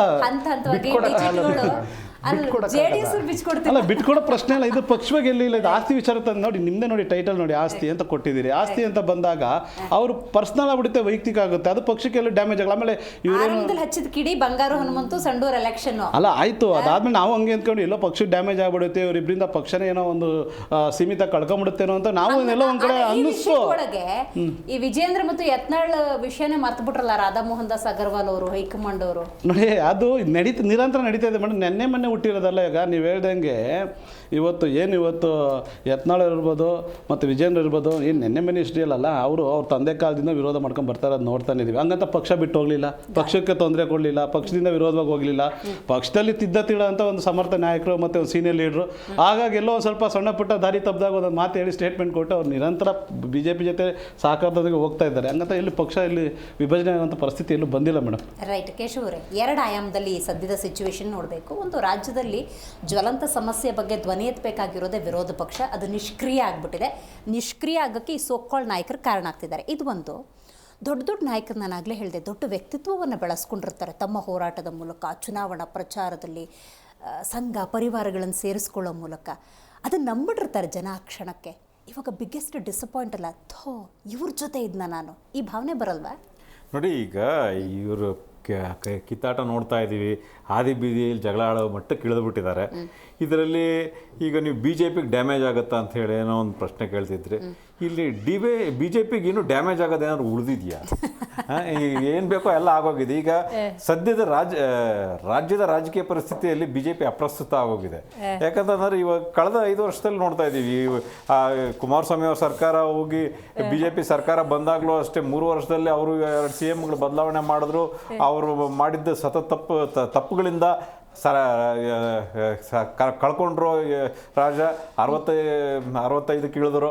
ಸೊ ಅದಾಗಿದ್ದಾದಮೇಲೆ ಎಲ್ಲಾದರೂ ಒಂದು ಕಡೆ ಮತ್ತೆ ಪುನಶ್ಚೇತನ ಆಗೋವಂಥ ಒಂದು ಸಾಧ್ಯತೆಗಳೇ ಎದ್ದು ಕಾಣಲಿಲ್ಲ. ಯಾಕಂದ್ರೆ ಅವತ್ತಿಂದನೂ ಒಂದು ವಿರೋಧ ಪಕ್ಷದ ನಾಯಕನ ಮಾಡಲಿಕ್ಕೆ 6 ತಿಂಗಳು ತೊಗೊಂಡ್ರು, ಮತ್ತು ಅಲ್ಲಿ ಅಧ್ಯಕ್ಷನ ಮಾಡಲಿಕ್ಕೆ 6-7 ತಿಂಗಳಾಯ್ತು ಅವ್ರಿಗೆ. ಅಲ್ಲಿ ಗೊಂದಲಗಳು ಗೂಡಾಗೋಗಿದೆ. ಅದು BJP ಯಾವುದೇ ಒಂದು ಕಾರಣಕ್ಕೂ ಮೇಲೆ ಹೇಳ್ತಾನೆ ಇಲ್ಲ, ಆದಷ್ಟು ಅದು ಡ್ಯಾಮೇಜ್ ಆಗ್ತಾನೇ ಇದೆ, ಕಂಟಿನ್ಯೂ ಆಗ್ತಾನೇ ಇದೆ. ಅದಾಗಿದ್ದ ಲೋಕಸಭೆಯಲ್ಲೂ ಅವರು ಇದ್ದಿದ್ದ ಸೀಟುಗಳಿಗಿಂತ ಕಳ್ಕೊಳ್ಬೇಕಾಗಿ ಬಂತು. ವಿಜೇಂದ್ರ ಅವರೇನು ಅಷ್ಟೊಂದು ಪರಿಣಾಮಕಾರಿಯಾಗೇನು ಮಾಡ್ಲಿಕ್ಕೆ ಸಾಧ್ಯ ಆಗಲಿಲ್ಲ. ಮತ್ತು ರೆಡ್ಡಿ ಮತ್ತು ಶ್ರೀರಾಮುಲು ಅವರು ಜಗಳ ನೋಡ್ತಾ ಇದ್ದರೆ ಅದು ವೈಯಕ್ತಿಕ ಆಸ್ತಿ ವಿಚಾರಕ್ಕೆ ಅವರು ಇವತ್ತಿನ ದಿವಸ ಓಡಾಡ್ತಾ ಇದ್ದಾರೆ. ಮತ್ತು ಇವತ್ತು ರಾಧಾ ಮೋಹನ್ ದಾಸ್ ಅವರು ಏನು ಹೇಳ್ತಿದ್ದಾರೆ, ಶ್ರೀರಾಮುಲು ಅವರಿಂದನೇ ಸೋತರು ಅಂತಂದರೆ ಶ್ರೀರಾಮುಲು ಮನಸ್ಸು ಮಾಡಿದ್ರೆ ಗೆಲ್ಲಿಸ್ಬೋದಿತ್ತು. ಅಂದರೆ ಶ್ರೀರಾಮುಲು ಅವ್ರ ಶಕ್ತಿನ ಒಪ್ಕೊಂಡಂಗೆ ಆಗ್ತಾಯಿದೆ. ಈಗ ಸಾಲು ಸೋಲನ್ನು ಅನುಭವಿಸಿದಂಥ ಶ್ರೀರಾಮುಲು ಶಕ್ತಿ ಬಗ್ಗೆ ನಂಬಿಕೆ ಅಂದರೆ ಹೆಂಗದು? ಅದು ಅವ್ರ ಪಕ್ಷ ಅವ್ರನ್ನ ಕೇಳಬೇಕು. ನೀವು ನಿಜವಾಗ್ಲೂ ಅಂದರೆ ಹಾಗಿದ್ದಿದ್ರೆ ಶ್ರೀರಾಮುಲಿಗೆ ಅಲ್ಲಿ ಜವಾಬ್ದಾರಿ ಕೊಡಬೇಕಾಗಿತ್ತು. ಯಾಕೆ ಎಡಬಲದ ರೀತಿ ಹೋರಾಡ್ಬಿಟ್ರಲ್ಲ, ಒಂದ್ ಕಡೆ ಜನಾರ್ದನ್ ರೆಡ್ಡಿ, ಇನ್ನೊಂದ್ ಕಡೆ ಶ್ರೀರಾಮುಲು. ಅಯ್ಯೋ, ಬಂಗಾರು ಹನುಮಂತು ಗೆದ್ದೇ ಬಿಡ್ತಾರೆ ಅನ್ನೋ ಸಿಚುವೇಶನ್. ಆಮೇಲೆ ನನ್ಗೆ ಬಂಗಾರು ಹನುಮಂತು ಅವರು ಮತ ಎಣಿಕೆ ಪ್ರಕ್ರಿಯೆ ಪೂರ್ಣಗೊಂಡ ಸಂದರ್ಭದಲ್ಲಿ ಕೊಟ್ಟಂಥ ಸ್ಟೇಟ್ಮೆಂಟಿನೂ ಇದೆ, ನಾನು ಸೋತಿದ್ದೇನೆ, ಸತ್ತಿಲ್ಲ ಅನ್ನುವ ಮುಖಭಾವದಲ್ಲಿ ಸೋತ ಭಾವನೆಯೇ ಇರಲಿಲ್ಲ, ಗೆಲುವಿನ ಭಾವ ಇತ್ತು. ಸೊ ಎವ್ರಿಥಿಂಗ್ ಈಸ್ ಓಕೆ ಅನ್ನೋ ಸ್ಟೇಟ್ ಅದು. ಬಟ್ ರೈಟ್ ನಾವು ಆ ಥರ ಇಲ್ಲ. ಮತ್ತು ಏನಾಗಿದೆ ಅಂತಂದರೆ ಜ್ವಲಂತ ಸಮಸ್ಯೆಗಳ ಬಗ್ಗೆ ದನಿ ಎತ್ತಬೇಕಾಗಿದ್ದು ವಿರೋಧ ಪಕ್ಷನೇ ಈ ಥರ ಅವರು ಒಳಜಗಳದಲ್ಲೇ ಮುಳುಗಿರೋದ್ರಿಂದ ಕಾಂಗ್ರೆಸ್ ಬಹಳ ನಿರಾಳವಾಗಿದೆ. ಯಾಕಂತಂದರೆ ದನಿ ಎತ್ತವರೆಲ್ಲ ನಾವೇನು ಮಾಡೋದು ನಡೀತದೆ ಅಂತ ಅಂದ್ಬಿಟ್ಟು ಅವರು ಸಮಸ್ಯೆಗಳ ಬಗ್ಗೆ ಅವರು ಆಲಿಸ್ತಾನೆ ಇಲ್ಲ. ಈಗ ನೀವು 2 ಆಯಾಮಗಳು ಕೇಳಿದ್ರೆ, ಇಲ್ಲಿ ಆ್ಯಕ್ಚುಲಿ ಒಂದು 3ನೇ ಆಯಾಮ ಬಹಳ ಮುಖ್ಯವಾಗಿದೆ. ಈ ಒಂದು ಜಗಳ ನೋಡ್ತಾ ಇದ್ರೆ, BJP ಅವನತಿ ನೋಡ್ತಾ ಇದ್ದರೆ ಇಲ್ಲಿ ಭಾಳ ಆತಂಕಕ್ಕೆ ಒಳಗಾಗಿರೋ JDS ಅವ್ರು ಹೇಳ್ಕೊಳಕ್ಕಾಗಲ್ಲ ಅಷ್ಟೇ. ಯಾಕಂತಂದ್ರೆ ನಾವು ಯಾವಾಗಾದ್ರೂ ಇವತ್ತಿನ ಇವ್ರ ಜೊತೆಗೆ ಇಲ್ಲ ಅವ್ರದ್ದು ಬೇರೆನೇ ಸ್ಟ್ರಾಟಜಿ ಇರುತ್ತೆ. ನಾನು ಅದನ್ನ ಡೀಟೇಲ್ ಆಗಿ ಮಾತಾಡ್ತೀನಿ. ಸ್ಟ್ರಾಟಜಿ ಅಲ್ಲ, ನಾನು ಒಂದು ಮಾತು ಹೇಳ್ತೀನಿ ನೋಡಿ. ಆಕ್ಚುಲಿ ನೀವು ಇತಿಹಾಸ ನೋಡ್ಕೊಳ್ಳಿ. ವೆರಿ ಗುಡ್ ಅಂತಾರೆ ಅವರು. ವೆರಿ ಗುಡ್ ಅಲ್ಲ, ನೀವು ಇತಿಹಾಸನೇ ನೋಡ್ಕೊಳ್ಳಿ. ನೀವು ದೇಶದಲ್ಲಿ ಕಾಶ್ಮೀರದಿಂದ ಹಿಡಿದು PDP ಅವ್ರ ಜೊತೆ ಹೋಯ್ತು, ನಿರ್ನಾಮ ಆಗೋಯ್ತು. ಶಿವಸೇನಾ ಹೋಯ್ತು, ನಿರ್ನಾಮ ಆಗೋಯ್ತು. ರಾಮ್ ವಿಲಾಸ್ ಪಾಸ್ವಾನ್ ಪಾರ್ಟಿ ಹೋಯ್ತು, ಬಿಹಾರದಲ್ಲಿ ಅವ್ರು ನಿರ್ನಾಮ ಆಗೋದ್ರು. ಪಂಜಾಬಲ್ಲಿ ಅಕಾಲಿ ದಳ ಹೋಯ್ತು BJP ಜೊತೆ, ಅವರು ನಿರ್ನಾಮ ಆಗೋಯ್ತು. INLD ಹೋದ್ರು, ಅವರು ಹರಿಯಾಣದಲ್ಲಿ ನಿರ್ನಾಮ ಆಗೋದ್ರು. ಅವರಿಂದ ಮಾಯಾತಿ ಹೋದ್ರು, ಅವರು. ಹೀಗೆ ಇತಿಹಾಸ ನೋಡ್ಕೊಂಡ್ ಬಂದ್ರೆ ಇದು BJP ಇದು JDSಗೂ ಒಂದು ಎಚ್ಚರಿಕೆ ಗಂಟೆ. ಅವ್ರ ಜೊತೆ ಇದ್ರೆ ಇವ್ರೂ ಹಾಳಾಗೋಗ್ತಾರೆ. ಬಹುಶಃ ಏನಾದರೂ ಒಂದು ನಿಮಿಷ ಮಾತಾಡ್ಬಿಡ್ತೀನಿ, ಮುಗಿಸ್ತೀನಿ ಆಯ್ತಾ. ಹಾಗಾಗಿ ಇವತ್ತಿನ ದಿವಸ ಆಯಾಮದಲ್ಲಿ ಬಹುಶಃ ಇವಾಗ ಅವ್ರು ಅಂದ್ಕೋತಿರ್ಬೋದು, ಯಾಕಾದ್ರೂ ಜೊತೆಗೆ ಹೋದ್ರೆ ಇವ್ರು ಕಾಂಗ್ರೆಸ್ನವ್ರು ಏನು ಪರ್ಫಾರ್ಮ್ ಮಾಡ್ತಾ ಇಲ್ಲ, BJPನವ್ರು ಈ ಗತಿಯಲ್ಲಿ ಇದ್ರೆ ನಾವು ಹೊರಗಡೆನೇ ಇದ್ದಿದ್ರೆ ಬೆಳಿಬೋದಿತ್ತೆ ಅನ್ನೋ ಇವಾಗ ಅನ್ಸಿರ್ಬೋದು. ಮತ್ತೆ ಇನ್ನೊಂದು ವಿಚಾರ, ಇವರು ದರ್ಶನ್ ಅವರು ಹೇಳ್ತಿರ್ಬೇಕಾದ್ರೆ ಒಂದು ಮಾತು ಹೇಳಿದ್ರು. ಏನಂತಂದ್ರೆ ವಿಧಾನಸೌಧದಲ್ಲಿ ತೊಡೆ ರಿಪಬ್ಲಿಕ್ ಆಫ್ ಬಳ್ಳಾರಿ ಬರ ಹೇಳಿದ್ರು ಅಂತ ಹೇಳಿದ್ರು. ಆದರೆ ಒಂದು ಜ್ಞಾಪಿಸ್ತೀನಿ, ಆ ರಿಪಬ್ಲಿಕ್ ಆಫ್ ಬಳ್ಳಾರಿಗೆ ತೊಡೆ ತಟ್ಟಿ ಬರ ಹೇಳಿದ್ರಲ್ಲಿ ಆವತ್ತಿನ ದಿವಸ BJPಯಲ್ಲಿದ್ದ ಕಾಂಗ್ರೆಸ್, BJPಯಲ್ಲಿದ್ದ ನಾಗೇಂದ್ರ ಅವರು ಇವತ್ತಿನ ದಿವಸ ಕಾಂಗ್ರೆಸ್ ಅಲ್ಲಿ ಇದ್ದಾರೆ. ಅದನ್ನ ಅವ್ರು ಮರ್ತಿದ್ದಾರೆ ಅನ್ಸುತ್ತೆ. ಅದನ್ನೊಂದು ಜ್ಞಾಪಿಸ್ತೀನಿ. ನಾಗೇಂದ್ರ ಅವರು ತೊಡೆ ತಟ್ಟಿ ಕರೆದಿದ್ದು ಬಳ್ಳಾರಿಗೆ ಬನ್ನಿ ಅಂತ, ಅದನ್ನ ಅವ್ರು ಜ್ಞಾಪಿಸ್ತಾ ಇದ್ದೀನಿ ಅಷ್ಟೇ. Right, very nice. ಮಾತಾಡೋಣ ಇನ್ ಡೀಟೇಲ್ ಆಗಿ. ಇಬ್ಬರು ವ್ಯಕ್ತಿಗಳ ಜಗಳ ಇದು. ರಾಜಕೀಯದಲ್ಲಿ ದೊಡ್ಡ ದೊಡ್ಡ ಸ್ಥಾನವನ್ನು ಅಲಂಕರಿಸಿದಂತಹ ಇಬ್ಬರು ವ್ಯಕ್ತಿಗಳ ಜಗಳ ಅನ್ನೋದು ಸಮಾಜದ ಜಗಳ ಆಗಿದೆ, ಬೆಂಬಲಿಗರ ಜಗಳ ಆಗಿದೆ, ಕಾರ್ಯಕರ್ತರ ಜಗಳ ಆಗಿದೆ. ರೈಟ್, ಶಿವಾನಂದ್ ಅವ್ರು ಮತ್ತೆ ಸಂಪರ್ಕಕ್ಕೆ ಸಿಕ್ಕಿದ್ದಾರೆ, ಅವ್ರ ಜೊತೆ ಮಾತಾಡೋಣ. ನೋಡಿ, ಶ್ರೀರಾಮುಲು ಅಂದಾಗ ಶಿವಾನಂದ್ ಅವರೇ ಸೋಲನ್ನು ಅನುಭವಿಸಿದ್ರು. ಬಂಗಾರು ಹನುಮಂತವರ ಗೆಲುವು ಶ್ರೀರಾಮುಲು ಅವ್ರಿಗೂ ಕೂಡ ಅಗತ್ಯತೆ ಇತ್ತು ಅನ್ನುವಂಥದ್ದು ಇಲ್ಲಿ ನಾವು ಗಮನಿಸಬೇಕಾದ ಒಂದು ಅಂಶ. ನೀವಾಗಲೇ ಹೇಳ್ತಾ ಇದ್ರಿ ಜನಾರ್ದನ ರೆಡ್ಡಿ ಅವರಿಂದ ಸೋಲು ಅಂತ ಹೇಳಿ. ಜನಾರ್ದನ್ ರೆಡ್ಡಿ ಅವ್ರಿಗೂ ಕೂಡ ಬಂಗಾರು ಹನುಮಂತು ಗೆಲುವು ಎಷ್ಟು ಮುಖ್ಯ ಆಗಿತ್ತು ಅಂತ ಹೇಳಿದ್ರೆ, ರೀಸ್ಟಾರ್ಟ್ ಆಗೋದಕ್ಕೆ ಬಳ್ಳಾರಿಯಲ್ಲಿ ಅವರ ಜೀವನ, ಬಂಗಾರು ಹನುಮಂತವರ ಗೆಲುವು ಪ್ರಮುಖ ಒಂದು ವ್ಯವಸ್ಥೆಯಾಗಿತ್ತು, ಒಂದು ಕಾರಣವೇ ಆಗಿತ್ತು. ಬಟ್ ಇಲ್ಲಿ ಜನಾರ್ದನ್ ರೆಡ್ಡಿ ಅವ್ರ ಮೇಲೆ ಕಾರಣವನ್ನು ಅಥವಾ ಆ ಸೋಲಿಗೆ ಅವ್ರ ಕಾರಣ ಅಂತ ಹೇಳಿದ್ರೆ ಅದನ್ನು ಹೇಗೆ ಒಪ್ಕೊಳ್ಳೋದಕ್ಕೆ ಸಾಧ್ಯ ಶಿವಾನಂದ್ ಅವರೇ? ಹೌದು, ಬಹಳ ಒಳ್ಳೆ ಪ್ರಶ್ನೆ ಇದು. ನೋಡಿ, ಜನಾರ್ದನ್ ರೆಡ್ಡಿ ಅವರ ರಾಜಕೀಯ ಒಂದು ಬೂಸ್ಟ್ ಆಗ್ಬೇಕಾಗಿತ್ತಂದ್ರೆ ಬಂಗಾರ ಹನುಮಂತ ಅವ್ರು ಗೆಲ್ಬೇಕಾಗಿತ್ತು ಅಲ್ಲಿ. ಅದಕ್ಕಾಗಿ ಒಂದ್ ವೇಳೆ ಬಂಗಾರು ಹನುಮಂತ ಅವ್ರು ಗೆದ್ದಿದ್ರಿಗಿನ ಮತ್ತೆ ನಮ್ಮ ಜನಾರ್ದನ್ ರೆಡ್ಡಿ ಅವರ ಆಟ ಬೇರೆ ಅದಕ್ಕೆ ಶ್ರೀರಾಮುಲು ಕೊಟ್ರಾ? ಇಲ್ಲ, ಶ್ರೀರಾಮ್ ಆ ರೀತಿ ಏನಿಲ್ಲ. ಶ್ರೀರಾಮುಲು ಅವರು ನಿಷ್ಕಲ್ಮಶವಾಗಿ ಪಾರ್ಟಿ ಜೊತೆ ಪ್ರಚಾರ ಮಾಡಿದ್ದಾರೆ. ಆಮೇಲೆ ಒಂದೇ ವಿಚಾರ, ಶಿವಾನಂದ ಸ್ವಲ್ಪ ನೆಟ್ವರ್ಕ್ ಇಶ್ಯೂ ಇದೆಯಲ್ಲ, ಮಾತಾಡೋದು ಕೇಳಿಸ್ತಾ ಇಲ್ಲ. ಈಗ ಮಾತಾಡಿ ನೋಡೋಣ ಪ್ಲೀಸ್, ಕಂಟಿನ್ಯೂ ಮಾಡಿ. ಈಗ ಜನಾರ್ದನ್ ರೆಡ್ಡಿ ಅವರು ಅಲ್ಲಿ ಸಂಡೂರು ಭಾಗದಲ್ಲಿ ಮೈನಿಂಗ್ ಆಕ್ಟಿವಿಟಿ ಪ್ರದೇಶಗಳವೆಲ್ಲ ಕೇಳಿಸ್ತಾ ಇದೆಯಾ ತಮಗೆ? ಈಗ ಗೊತ್ತಾಗ್ತಿದ್ಯಾ ಶಿವಾನಂದ್ ಅವರೇ mining activities place Janardhan Reddy ಅವರು ಅದರಲ್ಲಿ ಎಕ್ಸ್ಪರ್ಟ್ ಅಂತ? ಅಲ್ಲಲ್ಲ, ನೋಡ್ರಿ, ನಾನು ಹೇಳ್ತಿರೋದು ಬೇರೆ. ಮೈನಿಂಗ್ ಆಕ್ಟಿವಿಟೀಸ್ ಅಲ್ಲಿ ಆ ಭಾಗದ ಜನರಿಗೆ ಉಪಜೀವನಕ್ಕೆ ಬಹಳ ಅವಶ್ಯಕತೆ ಇತ್ತು. ಅವ್ರ ಜೀವನಕ್ಕೆ ಬಹಳ ಅವಶ್ಯಕತೆ ಇತ್ತು. ಉಪಜೀವನ ಅಲ್ಲ, ಜೀವನಕ್ಕೆ ಅವಶ್ಯಕತೆ ಇತ್ತು. ಈ ಜನಾರ್ದನ್ ರೆಡ್ಡಿ ಅವರ ಗಲಾಟೆಯಿಂದ ಮೈನಿಂಗ್ ಬಂದಾಗಿತ್ತು. ವರ್ಷಾನುಗಟ್ಲೆ 16 ವರ್ಷ ಬಂದ್ ಆಗ್ಬಿಡ್ತು. ಬಂದಾದ ತಕ್ಷಣ ಅವ್ರಿಗೆ ಪಾಪ ಅವ್ರು ಎಲ್ಲಿಗೆ ಹೋಗ್ಬೇಕು? ಅವ್ರಿಗೆ ಅಲ್ಲಿ ಗುಡ್ಡಗಾಡುಗಳು ಇದಾವಲ್ಲಿ, ಅವ್ರು ಎಲ್ಲಿ ವ್ಯವಸಾಯಗಳನ್ನ ಮಾಡ್ಬೇಕು? ಮೈನಿಂಗ್ ನಲ್ಲಿ ಅವ್ರು ಏನೋ ಜೀವನ ಮಾಡ್ತಿದ್ದವ್ರಿಗೆ ಬಾಯಿಗೆ ಮಣ್ಣು ಹಾಕಿದ್ರಲ್ಲ, ಮತ್ತೆ ಆ ಭಾಗದ ಜನರಿಗೆ ನೋವಾಗಿಲ್ಲನ್ರಿ. ಮತ್ತೆ ನೋವಾಯ್ತು, ಮತ್ತೆ ಬಂದಲ್ಲಪ್ಪ ಈ ಪ್ರದೇಶಕ್ಕೆ ಬಂದು ಮತ್ತಿನ್ನೇನ್ ಕಿರಿಕಿರಿ ಕೊಡ್ತಾನೆ ಅಂತೇಳಿ ಜನ ಏನ್ ಮಾಡಿದ್ರಂದ್ರ ಬಂಗಾರ ಹನುಮಂತನ ಸೋಲಿಸಿ ಜನಾರ್ದನ್ ರೆಡ್ಡಿನ ದೂರ ಕಳಿಸಿದ್ರು. ಇದು ಆಗಿತ್ತು, ನಡೆದಿದ್ದು. ಧೋರಣೆಯಲ್ಲಿ ಶಿವಾನಂದ್ ಅವರೇ ನಾನು ಹೇಳುದು, ಒಂದು ಪಕ್ಷ ಶ್ರೀರಾಮುಲು ಅವ್ರಿಗೂ ಬಂಗಾರು ಹನುಮಂತವನ್ನ ಗೆಲ್ಲಿಸ್ಬೇಕು ಅನ್ನುವಂಥ ಜವಾಬ್ದಾರಿಯನ್ನ ಕೊಟ್ಟಾಗ ಹೆಂಗೆ ಜನಾರ್ದನ್ ರೆಡ್ಡಿ ಅವರಿಗೆ ಬಂಗಾರು ಹನುಮಂತು ಅನ್ನೋ ಸೋಲಾಯಿತು, ಅಟ್ ದ ಸೇಮ್ ಟೈಮ್ ಆ ಜವಾಬ್ದಾರಿಯಿಂದ ಶ್ರೀರಾಮುಲು ಅವರು ಕೂಡ ಬಂಗಾರು ಹನುಮಂತನ ಗೆಲುವನ್ನು ಪಡ್ಕೊಳ್ಳೋಕೆ ಸಾಧ್ಯ ಆಗಲಿಲ್ಲ. ನೋಡಿ, ಅದು ಕೂಡ ಶ್ರೀರಾಮುಲು ಸೋಲೆ. ಅಲ್ವೇ? ಅದು ಒಪ್ಪೋಣ. ಅವ್ರ ಪಕ್ಷದಲ್ಲಿ ಅದು ಒಪ್ಪಿಗೆಬೇಕಾದ ಸೋಲು ಕೂಡ ಅವರಿಗೆ ಗೆಲುವು ಇದ್ದಿದ್ರೆ ಎಲ್ಲರಿಗೂ ಒಂದು ಬೂಸ್ಟ್ ಆಗ್ತಿತ್ತು. ಬಟ್ ಏನಾಗಿತ್ತು ಅಂತಂದ್ರೆ ಆ ಪಕ್ಷದಲ್ಲಿ, ಆ ಕಾಂಗ್ರೆಸ್ ಪಕ್ಷದಲ್ಲಿ ಅಲ್ಲಿ ಕೂಡ ಬಹಳ ಪವರ್ಫುಲ್ ಲೀಡರ್ಸ್ ಇದ್ದಾರೆ. ಸಂತೋಷ್ ಲಾಡ್ಜಿ, ಆಮೇಲೆ ಇನ್ನ ತುಕಾರಾಮ್ ಅವರು ಅನೇಕ ಸಲ ಜನರ ಸಂಪರ್ಕದಲ್ಲಿರುವಂತವ್ರು ಅವರು. ಜೊತೆಗೆ ಈಗ ಗ್ಯಾರಂಟಿ ಯೋಜನೆಗಳಿಂದ ಕಾಂಗ್ರೆಸ್ ಬಹಳ ಜನರ ಹತ್ತಿರ ಇದೆ. ಇಂತಹ ಸಮಯದಲ್ಲಿ ಅತಿ ಹೆಚ್ಚಿನ ಓಟು ಜಾಸ್ತಿ ಬಂದಿದೆ. ಮತದಾರರು ಜಾಸ್ತಿ ಮಂದಿ ನಮ್ಮ ಬಿಜೆಪಿ ಪಕ್ಷಕ್ಕೆ ಹಾಕಿದ್ದಾರೆ. ಹೀಗಿರುವಾಗ ಅವರು ಸೋಲು ಯಾಕಾಯ್ತು ಅನ್ನೋದು ವಿಚಾರ ಮಾತ್ರ ಜನಾರ್ದನ್ ರೆಡ್ಡಿ ಅವರಿಂದನೇ ಸೋಲಾಗಿದೆ. ಅವರು ನೋಡಿ, ಇನ್ನೊಂದು ಹೇಳ್ತೀನಿ, ದಿವಾಕರ್ ಅವರಿಗೆ ಕೊಡಿಸಿದ್ರೆ ದಿವಾಕರ್ ಅವರು ಖಚಿತವಾಗಿ ಅವ್ರು ಗೆಲ್ತಿದ್ರು. ಯಾಕಂದ್ರೆ ಅಲ್ಲಿ ಆಗ್ಲೇ ದಿವಾಕರ್ ಅವರು ಆ ಸ್ಥಳೀಯರಾಗಿ ಹೊರಹೊಮ್ಮಿದ್ರು, ಬಹಳ ಜನರ ಜೊತೆ ಸಂಪರ್ಕದಲ್ಲಿದ್ರು. ಅವ್ರಿಗೆ ಬಿಟ್ರು. ಯಾಕಂದ್ರೆ ದಿವಾಕರ್ ಮತ್ತೆ ಶ್ರೀರಾಮುಲು ಮನುಷ್ಯ ಆಗ್ಬಿಡ್ತಾನೆ, ಮತ್ತೆ ಬಂಗಾರನ್ ಅಂತ ಆದ್ರೆ ನನ್ ಮನುಷ್ಯ ಆಗ್ತಾನೆ ಅಂತ ಹೇಳ್ಬಿಟ್ಟು ಅವ್ರು ಇದ್ರಲ್ಲಿ ವ್ಯತ್ಯಾಸ ತೋರಿಸಿ ಆ ಬಂಗಾರ ಹನುಮಂತಣ್ಣನ ನಿಲ್ಲಿಸಿದ್ರು. ಈ ರೀತಿ ಮಾಡಿ ಅವರು ಬ್ರೈನ್ ವಾಶ್ ಮಾಡೋಂತ ಬಹಳ ಆಲೋಚನೆಗಳು ಅವ್ರಿಗೆ ಬಹಳ ಇದಾವೆ. ಬ್ರೈನ್ ವಾಶ್ ಮಾಡಲು ಅವ್ರು ಬಹಳ ಪರಿಣಿತರು. ಇವಾಗ ನೋಡಿ, ನಮ್ಮ ಜನಾಂಗ ಶಿವಾನಂದ್ ಅವರೇ, ಹೈಕಮಾಂಡ್ ದೃಷ್ಟಿಯಲ್ಲಿ ಕ್ಯಾಂಡಿಡೇಟ್ ಯಾರೇ ಇರ್ಲಿ, ದಿವಾಕರ್ ಅವರೇ ಇರ್ಲಿ, ಬಂಗಾರ ಹನುಮಂತನೇ ಇರ್ಲಿ, ಜನಾರ್ದನ್ ರೆಡ್ಡಿ ಅವ್ರನ್ನ ಬಿಟ್ರೇನೋ ಹಿಂದಕ್ಕೆ, ಅಥವಾ ಶ್ರೀರಾಮುಲ್ ಬಿಟ್ರೆ ಏನೋ, ಯಾರನ್ನ ಬಿಟ್ರೇನೋ ಏನು ಪ್ರಯೋಜನ ಇಲ್ಲ ಅನ್ನೋ ಒಂದು ಮೆಸೇಜ್ ಹೋಗ್ಲಿಲ್ವಾ? ಹಾಗೇನಿಲ್ಲ ನೋಡ್ರಿ. ಈಗ ಅವರು ಸಂಡೂರು ಭಾಗ ಯಾವಾಗ್ಲೂ ಕಾಂಗ್ರೆಸ್ ಪರನೇ ಇತ್ತು. ಅಲ್ಲಿ ಕಾಂಗ್ರೆಸ್ ಪರನೇ ಇತ್ತು. ಈ ರಾಜಕೀಯವಾಗಿ ಮಾತಾಡ್ಬೇಕಾದಾಗ ಅಲ್ಲಿ ಕಾಂಗ್ರೆಸ್ ಪರ ಇತ್ತು. ಅಷ್ಟು ಸುಲಭವಾಗಿ ಅಲ್ಲಿ ಆ ಸೀಟ್ ಕಸ್ದುಕೊಳ್ಳಕ್ಕೆ ಬಿಜೆಪಿ ಬಹಳ ಕಸರತ್ತು ಮಾಡ್ಬೇಕಾಗಿತ್ತು. ಆಮೇಲೆ ನಾನು ಹೇಳಿದ್ನಲ್ಲ, ಗ್ಯಾರಂಟಿ ಯೋಜನೆಗಳು ಜನರ ಹತ್ರ ಹೋಗಿತ್ತು ಕಾಂಗ್ರೆಸ್. ಮತ್ತೆ ಇಂಥವೆಲ್ಲ ಇದ್ದಾಗ ಆಮೇಲೆ ಸೋಲಿನ ಇದ್ರಲ್ಲಿ ಸಿಕ್ಕೊಂಡಿದ್ರು ಇವ್ರು. ಇವ್ರಿಗೆ ಮತ್ತೆ ಮರುಜೀವ ಬರ್ಬೇಕಂತಂದ್ರೆ ಮತ್ತೆ ಅವ್ರ ಜನರ ಜೊತೆ ಸಂಪರ್ಕದಲ್ಲಿರ್ಬೇಕು, ಸೇವೆ ಮಾಡ್ಬೇಕು, ಹೋರಾಟ ಮಾಡ್ಬೇಕು ಅಂತ ಪರಿಸ್ಥಿತಿ ಇತ್ತು. ಹಂಗಾಗಿ ಅವರು ಬಂಗಾರ ಹನುಮಂತಣ್ಣ ಅವ್ರು ಸೋತರಾಗ್ಲಿ ಅಲ್ಲಿ ಯಾವುದೇ ಪಕ್ಷಕ್ಕೆ ನಷ್ಟ ಆಗಂತದ್ದು ಇಲ್ಲ ಅಂತ ನನ್ನ ಭಾವನೆ. ರೈಟ್ ಮಾತಾಡ್ತೀನಿ, ಹಂಗೆ ಸಂಪರ್ಕದಲ್ಲಿರಿ. ಕೇಶವ್ ಅವರೇ, ಸಿಚುವೇಶನ್ ನೋಡಿ, ಅವರು ಚಂದ ಎಕ್ಸ್ಪ್ಲೇನ್ ಮಾಡಿದ್ರು. ಬಟ್ ಇದು ಜಾತಿ ರೂಪವನ್ನು ಪಡ್ಕೊಳ್ತಾ ಇದೆ. ಇವತ್ತು ನೋಡಿ, ವಾಲ್ಮೀಕಿ ಸಮಾಜ ಜನಾರ್ದನ್ ರೆಡ್ಡಿ ವಿರುದ್ಧ ಸಿಡಿದಿದ್ದ ದೂರು ಕೊಟ್ಟಿದೆ, ನಾಳೆನೂ ಒಂದು ದೂರು ಕೊಡುತ್ತೆ. ಅವ್ರು ಸಭೆ ಮಾಡ್ತಾರೆ, ನಿರಂತರವಾಗಿ ಸಭೆ ಮಾಡ್ತಾರೆ. ಅವ್ರ ಡಿಮಾಂಡ್ ಒಂದೇ, ಕ್ಷಮೆ ಕೇಳಬೇಕು. ನಾವು ಕೊಟ್ಟಿದ್ದೀವಿ ಇವತ್ತು. ರೈಟ್ ನೋಡಿ, ಇಲ್ಲಿ ಇಬ್ಬರು ವ್ಯಕ್ತಿಗಳ ಮಧ್ಯೆ ಜಗಳ ನಡೀತಾ ಇದೆ. ಇದು ಬಹಳಷ್ಟು ವಿಪರ್ಯಾಸ ಅಂತಂತಂದರೆ, ಯಾವುದೇ ಒಂದು ವ್ಯಕ್ತಿ ಒಂದು ಸಂಕಷ್ಟಕ್ಕೆ ಸಿಲುಕಿದಾಗ ಆವಾಗಲೇ ಅವ್ರ ಸಮುದಾಯ ಅವ್ರಿಗೆ ಜ್ಞಾಪಕ ಬರ್ತದೆ, ಸಮುದಾಯದ ರಕ್ಷಣೆಗೆ ಹೋಗ್ತಾರೆ. ಇದು ಈ ಒಂದು ಸಂದರ್ಭಕ್ಕಷ್ಟೇ ಅಲ್ಲ, ಎಲ್ಲ ಸಂದರ್ಭಗಳಲ್ಲೂ ನೋಡಿದ್ದೀವಿ.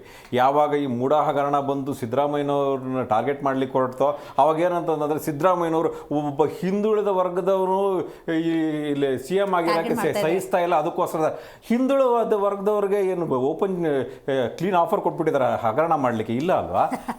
ಯಾಕಂದರೆ ಯಾವಾಗಲೂ ಅಷ್ಟೇ ಆ ಸಮುದಾಯಗಳನ್ನ ಬೇಕಂತ ಅವ್ರು ಉಪಯೋಗಕ್ಕೆ ಮಾಡ್ಕೋತಾರೆ ಅಷ್ಟೇ. ಇವ್ರು ಯಾರೋ ಸಮುದಾಯಗಳಿಗೆ ನಿಜವಾಗ್ಲೂ ಒಳ್ಳೇದು ಮಾಡಿದ್ದಿದ್ರೆ ಅದು ಗೊತ್ತಾಗ್ತಾ ಇತ್ತು. ಇವಾಗ ವಾಲ್ಮೀಕಿ ಹಗರಣ ಆಯಿತು, ಅದ್ರ ಬಗ್ಗೆ ದನಿ ಎತ್ತಬೇಕಾಗಿದ್ದವ್ರು ಯಾರೋ ಅಲ್ಲಿ ವಾಲ್ಮೀಕಿ ಆಗಿ ಅದೇ ಜಾತಿಗೆ ಸೇರಿರುವಂಥ ನಾಗೇಂದ್ರ ಅವರು ಅದರಲ್ಲಿ ಇನ್ವಾಲ್ವ್ ಆಗಿದ್ದಾರೆ.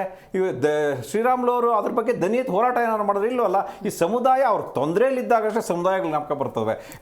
ಅದೇ ಇವಾಗ DK ಶಿವಕುಮಾರ್ ಅವ್ರಿಗೆ CM ಸ್ಥಾನಕ್ಕೋಸ್ಕರ ಹೋರಾಡಿದ್ದಾರೆ. ಒಂದು ಸಮುದಾಯದ ಯಾವುದೋ ಒಂದು ಸಭೆಯಲ್ಲಿ ಆ ಸಮುದಾಯದವರು ಸ್ವಾಮೀಜಿಗಳೇ ಹೇಳ್ಬಿಟ್ರು, ಒಕ್ಕಲಿಗಾಗಿರೋಂಥ DK ಶಿವಕುಮಾರ್ ಅವ್ರಿಗೆ ಅನ್ಯಾಯ ಆಗಿದೆ, ಒಕ್ಕಲಿಗರಿಗೆ ನ್ಯಾಯ ದೊರಕಿಸ್ಕೊಡ್ಬೇಕಾಗಿದೆ, ಸಿದ್ದರಾಮಯ್ಯನವ್ರು ದೊಡ್ಡ ಮನಸ್ಸು ಮಾಡಿ ಇವ್ರಿಗೆ ಚೇರ್ ಬಿಟ್ಟು ಕೊಡಬೇಕು ಅಂತೇಳಿ.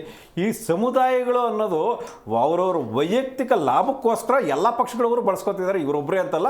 ಅಲ್ಲಿ ಇಲ್ಲೂ ಅದೇ ಆಗ್ತಾ ಇದೆ. ಇವಾಗ ಸಮುದಾಯದವರು ಏನಂತಂದ್ರೆ, ಇವಾಗ ನೋಡಿ, ಇನ್ನು ಸದ್ಯದ ಬಹುಶಃ ಅವ್ರ ಪ್ರಸನ್ನಾನಂದಪುರಿ ಸ್ವಾಮೀಜಿಗಳಿದೆ, ಅವರು ರಾಜನಹಳ್ಳಿ ಪೀಠದವರು, ಬಹುಶಃ ಅವ್ರ ರಿಯಾಕ್ಷನ್ ಒಂದು ಬರಬೇಕಾಗಿದೆ. ಯಾಕಂತಂದ್ರೆ ಪ್ರತಿಯೊಂದು ಸತಿನೂ ಅಷ್ಟೇ ಯಾವುದೇ ಒಂದು ವ್ಯಕ್ತಿ ತನ್ನ ವೈಯಕ್ತಿಕ ತಪ್ಪುಗಳಿಂದ ಎಲ್ಲಾದ್ರೂ ಒಂದು ತೊಂದರೆ ಸಿಗಾಕೊಂಡಾಗ ಸಮುದಾಯನ ಹೊರಗಡೆ ತಗೊಂಡ್ಬರ್ತಾರೆ, ಸಮುದಾಯದ ರಕ್ಷಣೆಗೆ ಹೋಗ್ತಾರೆ ಅಷ್ಟೇ. ಇದು ವಿಪರ್ಯಾಸ.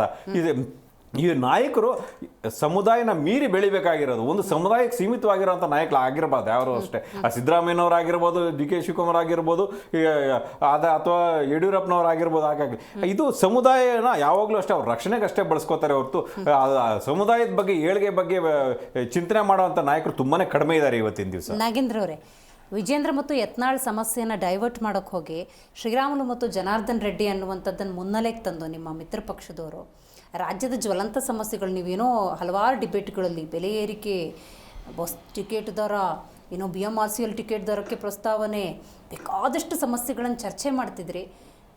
ಅವರಿಗೆ ರಹದಾರಿ ಮಾಡಿಕೊಟ್ಬಿಟ್ರಲ್ಲ, ಆನೆ ನಡೆದಿದ್ದೇ ದಾರಿಯನ್ನು ಮಾಡಿಕೊಡ್ತಿದ್ದೀರಲ್ಲ ಅಂತ. ಒಳ್ಳೆ ಪ್ರಶ್ನೆ ಮೇಡಮ್. ಅದಕ್ಕೆ ಮುಂಚೆ ಒಂದೇ ಒಂದು ನಿಮ್ಗೆ ಕ್ಲಾರಿಫಿಕೇಷನ್ ಕೊಡ್ತೀನಿ. ಏನು ಸಂಡೂರು ಸೋಲಿದೆಯಲ್ಲ, ಇವತ್ತು ಅವರಿಬ್ಬರು ನೀವು ಸೋಲ್ಸಿದ್ದು ನಾವು ಸೋಲ್ಸಿದ್ವಿ ಅಂತಲ್ಲ, ಇವರಿಬ್ಬರು ಒಟ್ಟಿಂದ ಅವರಿಬ್ಬರು ಅಲ್ಲಿ ಸಂಡೂರಲ್ಲಿ ಬಂಗಾರ ಮತ್ತು ಹೊಸದ್ಲ ಅಲ್ಲಿನ ಕ್ಷೇತ್ರದ ಪ್ರಜೆಗಳ ನಿರ್ಧಾರ ಮೇಲೆ ಸೋತಿರೋಂಥದ್ದು. ಅದನ್ನು ಇವ್ರ ಮೇಲೆ ಹೆರ್ಚ್ಕೊಂಡು ಜನಾರ್ದನ್ ರೆಡ್ಡಿ ಸೋಲ್ಸ್ಬಿಟ್ರು, ಶ್ರೀರಾಮುಲು ಸೋಲ್ಸ್ಬಿಟ್ರು, ಇದೆಲ್ಲ ಒಂದು ಪರಿಸ್ಥಿತಿಗೆ ತಪ್ಪಾಗಿ ಮಾತಾಡ್ತಾ ಇದ್ದಾರೆ. ಅಲ್ಲಿನ ಪ್ರಜೆಗಳು ಕೈ ಹಿಡಿದಿಲ್ಲ. ಮತ್ತು ಆಡಳಿತ ಪಕ್ಷ ಇತ್ತು, ಅವ ಬಜೆಟ್ಗಳು ಗ್ಯಾರಂಟಿಗಳ ಮೇಲೆ ಅಲ್ಲಿ ಗೆದ್ದಿರೋದು. ಅದಕ್ಕೆ ಮುಂದಾಳತ್ವ ಜಾಸ್ತಿ ವಹಿಸಿತ್ತು ಸಂಡೂರ್ದು ಏನು ಸಂತೋಷ್ ಲಾಡೋರು ಇರಬೇಕು ಆ ಜಾಗಕ್ಕೆ. ಸೊ ಹಂಗಾಗಿ ಅವ್ರ ಪ್ರಭಾವ ಜೋರಾಗಿತ್ತು, ಒಳ್ಳೆ ನಾಯಕರು ಆಗ ಗೆದ್ದು ಬಂದಿದ್ದಾರೆ. ಅದನ್ನು ಇವರಿಬ್ಬರ ಮೇಲೆ ಸೋಲಾಕಂತ ಇರೋದಕ್ಕೆ ಅರ್ಥನೇ ಇಲ್ಲ. ನಾವು ನೋಡಿರ್ಬೋದು, ವರ್ಣಾದಲ್ಲಿ ಸಿದ್ದರಾಮಯ್ಯ ಅವ್ರು ನಿಂತಿದ್ರು, ಬಾದಾಮಿಯಲ್ಲಿ ಸಿದ್ದರಾಮಯ್ಯ ನಿಂತಿದ್ರು. ಸೊ ಎರಡು ಕ್ಷೇತ್ರದಲ್ಲಿ ನಿಂತ ಗೆದ್ದಿತ್ತೆಲ್ಲವರು ಸ್ವಕ್ಷೇತ್ರದಲ್ಲಿ ಗೆದ್ರು, ಇಲ್ಲ ಪರಕ್ಷೇತ್ರದಲ್ಲಿ ಬಾದಾಮಿಯಲ್ಲಿ ಗೆದ್ರು. ಅದನ್ನು ನಾವು ಒಂದು ಯೋಚನೆ ಮಾಡಿದಾಗ ಜನಗಳ ನಿರ್ಧಾರದ ಮೇಲೆ ಎಲೆಕ್ಷನ್ ನಡೀತದೆ, ಯಾರ ವೈಯಕ್ತಿಕ ಮೇಲೆ ನಡೆಯಲ್ಲ.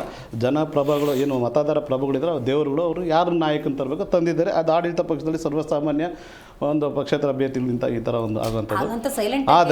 ಆದರೆ ಇನ್ನೊಂದು ವಿಚಾರ, ಆಮೇಲೆ ನೋಡಿರ್ಬೋದು, ಜಗದೀಶ್ ಶೆಟ್ಟರ್ CM ಕಾಂಗ್ರೆಸ್ಗೆ ಹೋದ ನಡೆಸ್ಕೊಂಡ ರೀತಿ ನೋಡಿರ್ಬೋದು. ಆಮೇಲೆ ಲಕ್ಷ್ಮಣ್ ಸವದಿ ಅವರು ಅಲ್ಲಲ್ಲ ಲಕ್ಷ್ಮಣ್ ಸವದಿ ಅವರು ಒಂದು ನಿಮಿಷ ಮೇಡಮ್, ಕಾಂಗ್ರೆಸ್ಸಲ್ಲಿ ಮಾಡಿದಂಥ ಅನ್ಯಾಯ ಹೇಳ್ತಾ ಇದ್ದೀನಿ, ಅದನ್ನು ಪಾಯಿಂಟ್ ಮಾಡಿ ನೀವು. ಜಗದೀಶ್ ಶೆಟ್ಟರ್ BJPಯಲ್ಲಿ CM ಆಗಿದ್ರು, ಕಾಂಗ್ರೆಸ್ಗೆ ಹೋದ್ರು, ಕಾಂಗ್ರೆಸ್ ಬರ್ಮಾಡ್ಕೊಂಡ್ರು, ರೆಡ್ ಕಾರ್ಪೆಟ್ ಹಾಕಿದ್ರು. ಜಗದೀಶ್ ಶೆಟ್ಟರ್ ಹೆಂಗೆ ನಡೆಸ್ಕೊಂಡ್ರು? ಮತ್ತೆ ಅವರು MLC ಅದು ಬೇರೆ ಅವ್ರಿಗೇನು ಯಾವುದೋ ಪೋರ್ಟ್ಫೋಲಿಯೋ ಕೊಡಲಿಲ್ಲಲ್ಲ. ಆಮೇಲೆ ಲಕ್ಷ್ಮಣ್ ಸವದಿ ಅವರು DCM ಆಗಿದ್ರು. ಅಲ್ಲಿ ಇಲ್ಲೇನಾಗಿದ್ದಾರೆ ಇವತ್ತು ಮೂಲೆ ಗುಂಪಾಗಿದ್ದಾರೆ. ಅವ್ರದ್ದೇನಾದರೂ ಒಂದು ಸ್ಟೇಟ್ಮೆಂಟ್ ಇದೆಯಾ? ರಾಜ್ಯದಲ್ಲಿ ಬಂದು 20 ತಿಂಗಳಾಗ್ತಾಯಿದೆ. ಸೊ ಇದನ್ನು ಕಣ್ಣಾರ ನೋಡ್ತಾರಂತ JDS ಪಕ್ಷ, BJP ಪಕ್ಷದ ಎಲ್ಲ ಶಾಸಕರು ಕೂಡ ಕಣ್ಣಾರ ನೋಡ್ತಾ ಇದ್ದಾರೆ. ಏನು ಮೇಡಮ್, ಸ್ವತಃ ಜಗದೀಶ್ ಶೆಟ್ಟರು ನೋಡಿದ್ರು ಈ ಕಾರ್ಯಕ್ರಮನ ಒಪ್ಕೊಳ್ಳಲ್ಲ. ಇದನ್ನ 35ರಿಂದ 40 ವರ್ಷ ಒಂದು ಸಿದ್ಧಾಂತಕ್ಕೆ ಅಂಟುಕೊಂಡು ಕಾಂಗ್ರೆಸ್ ಅನ್ನೋ ಒಂದು ನಿರ್ಧಾರವೇ ಅವ್ರಿಗೆ ತಪ್ಪು ಅಂತ ಅನಿಸಿರುತ್ತೆ. ಆಯಿತಾ? ತಪ್ಪೇ ಮಾಡಿ ಆ ತಪ್ಪಲ್ಲೂ ನೀವು ಅವ್ರದ್ದೇನೋ ತಪ್ಪಿದೆ ಅಂತ ಕಾಂಗ್ರೆಸ್ ಮೇಲೆ ಹೊರಿಸೋದಿದೆಯಾ ಮೇಡಮ್? ರಾಜಕಾರಣದಲ್ಲಿ ನೀವು ನೋಡ್ತಾ ಇದ್ರಿ. ಹಂಗಾರೆ ಸಿದ್ದರಾಮಯ್ಯ ಎಲ್ಲಿದ್ರು? ಸಿದ್ದರಾಮಯ್ಯ ಅವ್ರು ಎಲ್ಲಿದ್ರು? ಅವ್ರು ಹೋಗ್ಲಿ, ಅವ್ರೇನು ಸಿದ್ಧಾಂತ ಇತ್ತು? ಕಾಂಗ್ರೆಸ್ಗೆ ಯಾಕೆ ಬಂದ್ರು? ಈ ರಾಜಕೀಯದಲ್ಲಿ ನೋಡಿ, ಈ ಪಕ್ಷ ಆ ಪಕ್ಷ ಅಂತಲ್ಲ, ಅಧಿಕಾರ ಮುಖ್ಯ, ಕ್ಷೇತ್ರದ ಮತದಾರಗಳು ಮುಖ್ಯ. ಅವ್ರದ್ದೇ ಆದ ಒಂದು ಫಾಲೋವರ್ಸ್ ಇರ್ತಾರೆ ಮೇಡಮ್. ನೋಡಿ ಅಲ್ಲಿ ಒಂದು ನಿಮಿಷ ಕೇಳಿ, ಅಲ್ಲಿ ಕ್ಷೇತ್ರದ ಮತದಾರಗಳ ಮೇಲೆ ನಿರ್ಣಯ ಇರುತ್ತೆ. ಅಣ್ಣ ನಿನ್ಗೆ ಎಲ್ಲೋ ಒಂದ್ ಕಡೆ ಅನ್ಯಾಯ ಆಗ್ತಾ ಇದ್ದಾಗ ಸ್ವಂತ ಕೆಪಾಸಿಟಿಗಳನ್ನ ನೋಡ್ಬೇಕು. ನೋಡಿ, ಸಿದ್ದರಾಮಯ್ಯನವರು ಕಾಂಗ್ರೆಸ್ಸಿಗೆ ಬಂದರೂ ಕೂಡ ಅಲ್ಲಿ ತನ್ನ ಆಧಿಪತ್ಯವನ್ನು ಹೆಂಗೆ ಸಾಧಿಸ್ಬೋದು, ತನ್ನ ಕಂಟ್ರೋಲಿಗೆ ಹೆಂಗೆ ತಗೋಬೋದು, ಆ ಪಕ್ಷದಿಂದ ಮುಖ್ಯಮಂತ್ರಿ ಹೆಂಗಾಗ್ಬೋದು ಅನ್ನುವಂಥ ವಿಷಯ ಗೊತ್ತವರಿಗೆ, ಹೆಂಗೆ ಸೇವೆ ಮಾಡ್ಕೋಬೋದು. ಜಗದೀಶ್ ನೀವು ಹೇಳೋ ಪ್ರಶ್ನೆ ಹೇಗಿದೆ ಅಂತಂದ್ರೆ ಎಲ್ಲರೂ ಸಿದ್ದರಾಮಯ್ಯ ಆಗ್ಬಿಡ್ಲಿ ಅಂತನಾ? ಎಲ್ಲರೂ ಸಿದ್ದರಾಮಯ್ಯ, ಎಲ್ಲರೂ ಅವ್ರವ್ರಾಗ್ಲಿ. ಜಗದೀಶ್ ಶೆಟ್ಟರ್ CM ಹಂಗಾಗಿ ಅಂತ CM ಆಗಿದ್ದಂಥ ಪಕ್ಷದಲ್ಲಿ ಕರ್ಕೊಂಬಂದು MLC ಮಾಡಿ ಅವ್ರಿಗೊಂದು ಯಾವುದೇ ಒಂದು DCM ಸ್ಥಾನ, ಸಚಿವ ಸ್ಥಾನ ಕೊಡ್ತಿತ್ತಂತ ಕಾಂಗ್ರೆಸ್, ಮತ್ತೆ ಏನು DCM ಆಗಿದ್ದಂಥ ಲಕ್ಷ್ಮಣ್ ಸವದಿ ಅವ್ರು ಕರ್ಕೊಂಬಂದು ಇವತ್ತು ಮೂಲೆ ಗುಂಪು ಮಾಡಿ ಇವತ್ತು ಒಂದು ಸ್ಟೇಟ್ಮೆಂಟ್ ಇಲ್ಲ. ಇವೆರಡು ಜೀವಂತ ಸಾಕ್ಷಿಗಳು ಈ ರಾಜ್ಯದ JDS ಮತ್ತು ಶಾಸಕರಿಗೆ ಮತ್ತು BJP ಶಾಸಕರಿಗೆ. ಅವರೇನು ಹೇಳೋದು ಬೇಡ, ಏನಂತಾರೆ, ಕನ್ನಡಿ ಅಂಗೈ ಹುಂಡಿಗೆ ಕನ್ನಡಿ ಬೇಡ ಅನ್ನಂಗೆ ಇವೆರಡು ಜೀವಂತ ಸಾಕ್ಷಿಗಳು ಕಾಂಗ್ರೆಸ್ ಅಲ್ಲಿ ಇವತ್ತು ಕಾಣ್ತಾ ಇದ್ವಿ, ಜೀವಂತವಾಗಿದ್ದಾವೆ. ಇವರಿಬ್ಬರು ನೆನೆಸ್ಕೊಂಡ್ರೆ ಯಾವ ಶಾಸಕರು ಕೂಡ ಕಾಂಗ್ರೆಸ್ ಕಡೆ ಮುಖ ಮಾಡಿ ಮಲಗಲ್ಲ. ಇವತ್ತೇನಾದ್ರು ಗೆದ್ದಿರೋರು ಹೊಸ ಹೋಗ್ಲಿ. ಇವತ್ತು ಮೇಡಮ್, ಇವತ್ತು ಅವ್ರ ಕ್ಯಾಬಿನೆಟ್ ಅಲ್ಲಿ 31 ಜನ ಸಚಿವರು ಮಾಡಿದಾರಲ್ಲ, ಹೊಸ ಮಕ್ಕಳಿಗೆ ಏನೋ ಕೊಟ್ಟಿದ್ದಾರೆ? ಇವತ್ತು ಯಾರಾದ್ರೂ ಹೊಸ ಮಕ್ಕಳು ಇವತ್ತು ಸಚಿವರು ಮಾಡಿದಾರಾ? ಅವಕಾಶ ಕೊಟ್ಟಿದ್ದಾರಾ? ಹೇಳ್ತೀನಲ್ಲ, ಯಾಕೆ ಬೇಡ, ಇದು ಪಾಲಿಟಿಕಲಿ ಬಿಟ್ಬಿಡೋಣ. ಯಾವುದೋ ಒಂದು ಏನೋ ಒಂದು ವಸ್ತು ಇದೆ ಅಂತ ಹೇಳಿದ್ರೆ ಅದು ಬಂದು ಬಾಯೊಳಗೆ ಕೂತ್ಕೊಳ್ಳಲ್ಲ, ತಿನ್ನು ಅಂತ ಹೇಳಿ.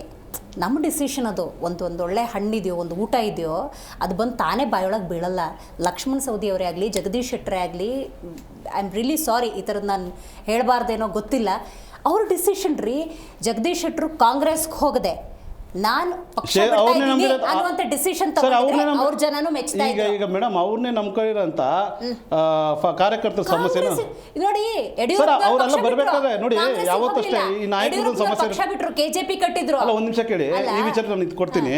ಯಾವತ್ತೂ ಅಷ್ಟೇ ಒಬ್ಬ ಶಾಸಕರು ನಿರ್ಣಯ ತಗೊಳಕ್ಕೆ ಮುಂಚೆ ಅವ್ರ ಅಭಿಪ್ರಾಯ ತಿಳಿಸೋಕೆ ಮುಂಚೆ ಬೇರೆ ಪಕ್ಷಕ್ಕೆ ಹೋಗೋಕೆ ಮುಂಚೆ ತನ್ನ ಕ್ಷೇತ್ರದ ಪ್ರತಿಯೊಬ್ಬರ ಕಾರ್ಯಕರ್ತನ ಕರೆದು ಕೇಳ್ತಾರೆ, ಏನಪ್ಪ ನಮ್ಮ ಕ್ಷೇತ್ರದಲ್ಲಿ ನನ್ನ ಪಕ್ಷದಲ್ಲಿ ನನಗೆ ಈ ಥರ ಮಾಡಿದ್ದಾರೆ, ಇದನ್ನು ನಾನು ಇಲ್ಲೇ ಮುಂದುವರ್ಸ್ಕೊಂಡು ಹೋಗೋದಾ ಇಲ್ಲ ಈಶ್ವರಪ್ಪನ ಏನ್ ಮಾಡ್ಬಿಟ್ರು ಬಿಜೆಪಿ ಅವರು? ನೋಡಿ, ನಾನು ಅದನ್ನೇ ಹೇಳಕ್ಕೆ ಬರ್ತೇನೆ, ಸ್ವಲ್ಪ ಬಿಡಿ. ನಾನು ಇವಾಗ ಕಾರ್ಯಕರ್ತರ ಬಗ್ಗೆ ಕೇಳಿದಾಗ ಕಾರ್ಯಕರ್ತ ನಿನ್ಗೆ ಅನ್ಯಾಯ ಇರೋದು ನಿಜ, ನಾವು ನೋಡಿದ್ದೀವಿ, ನಮಗೆ ನೀವು ನಾಯಕರು, ನೀವು ಯಾವಾಗಲೂ ರಾಜಕೀಯದಿರಬೇಕು, ಕ್ಷೇತ್ರ ಅಭಿವೃದ್ಧಿ ಆಗಬೇಕು, ನೀವು ತಗೊಂತ ನಿರ್ಧಾರ ಸರಿ ಇದೆ ಅಂದಾಗ ಮಾತ್ರ ಅವರು ಕೂಡ ಧೈರ್ಯದ ಮೇಲೆ ಪಕ್ಷಗಳು ಬದಲಾವಣೆ ಆಗುತ್ತೆ ಹೊರತು ಇವರು ಇದಕ್ಕಿಂತ ಇವರು ನೀವು ಹೇಳಿದ್ರೆ 30 ವರ್ಷದಿಂದ BJP ಮಾಡ್ಕೊಂಡು ಬಂದ್ಬಿಟ್ಟು ದಿಢೀರಂತ ಅವ್ರು ಕಾಂಗ್ರೆಸ್ಗೆ ಹೋಗ್ಬೇಕಂದಾಗ ಯಾರ ಧೈರ್ಯದ ಮೇಲೆ ಹೋಗ್ತಾರೆ ಅವರು?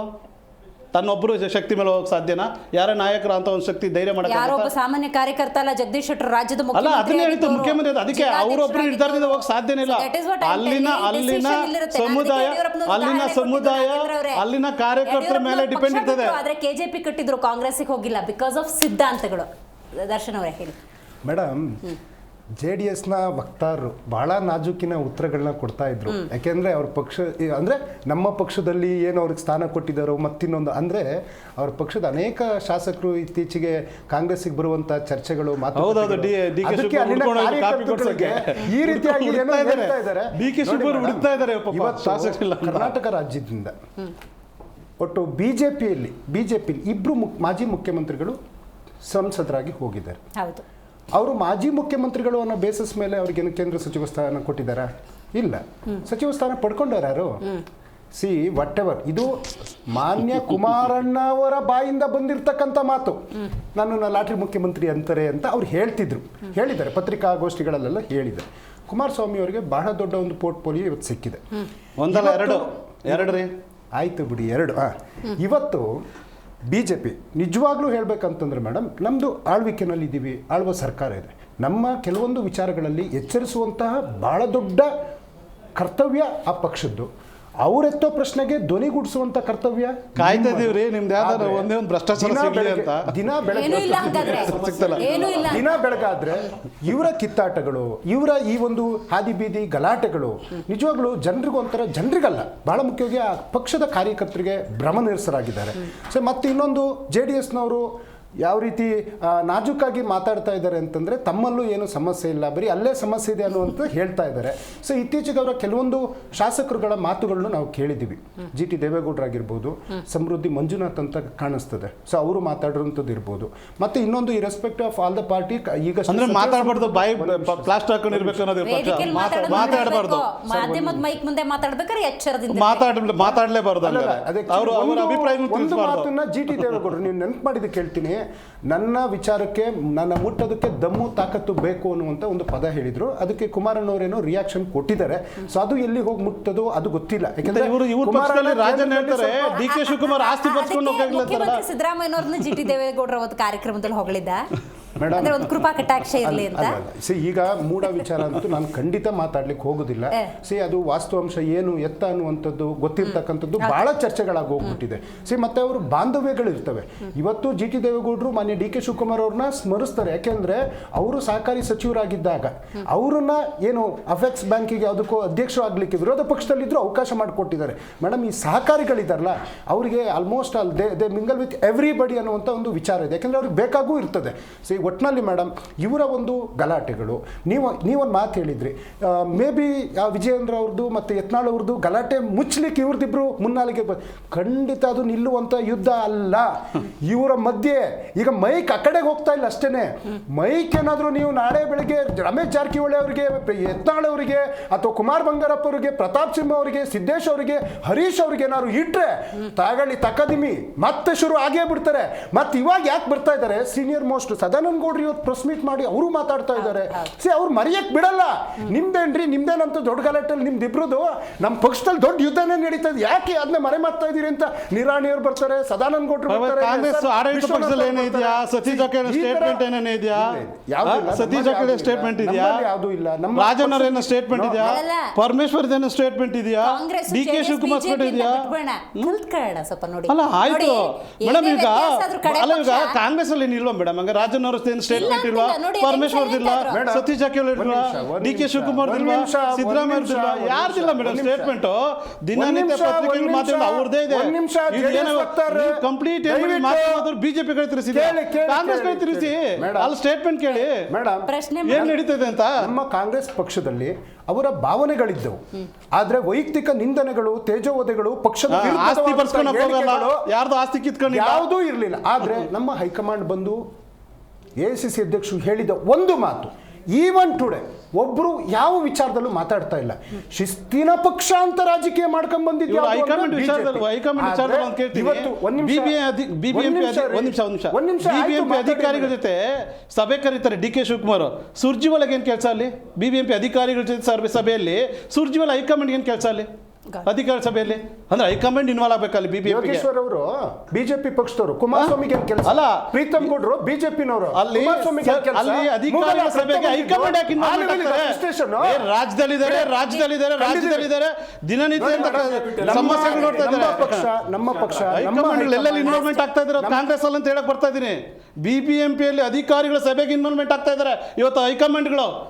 ಇವತ್ತು ರಾಜ್ಯದಲ್ಲಿ ಕುಮಾರಸ್ವಾಮಿ ಇದ್ದಾರೆ, ಹೋಗ್ಬೇಕು ಮಾತಾಡ್ಬೇಕು. ಹೌದು, ಅಧಿಕಾರಿಗಳ ಕಡೆ ಮಾಡುವಂತ ಒಂದು ಇದಿದೆ.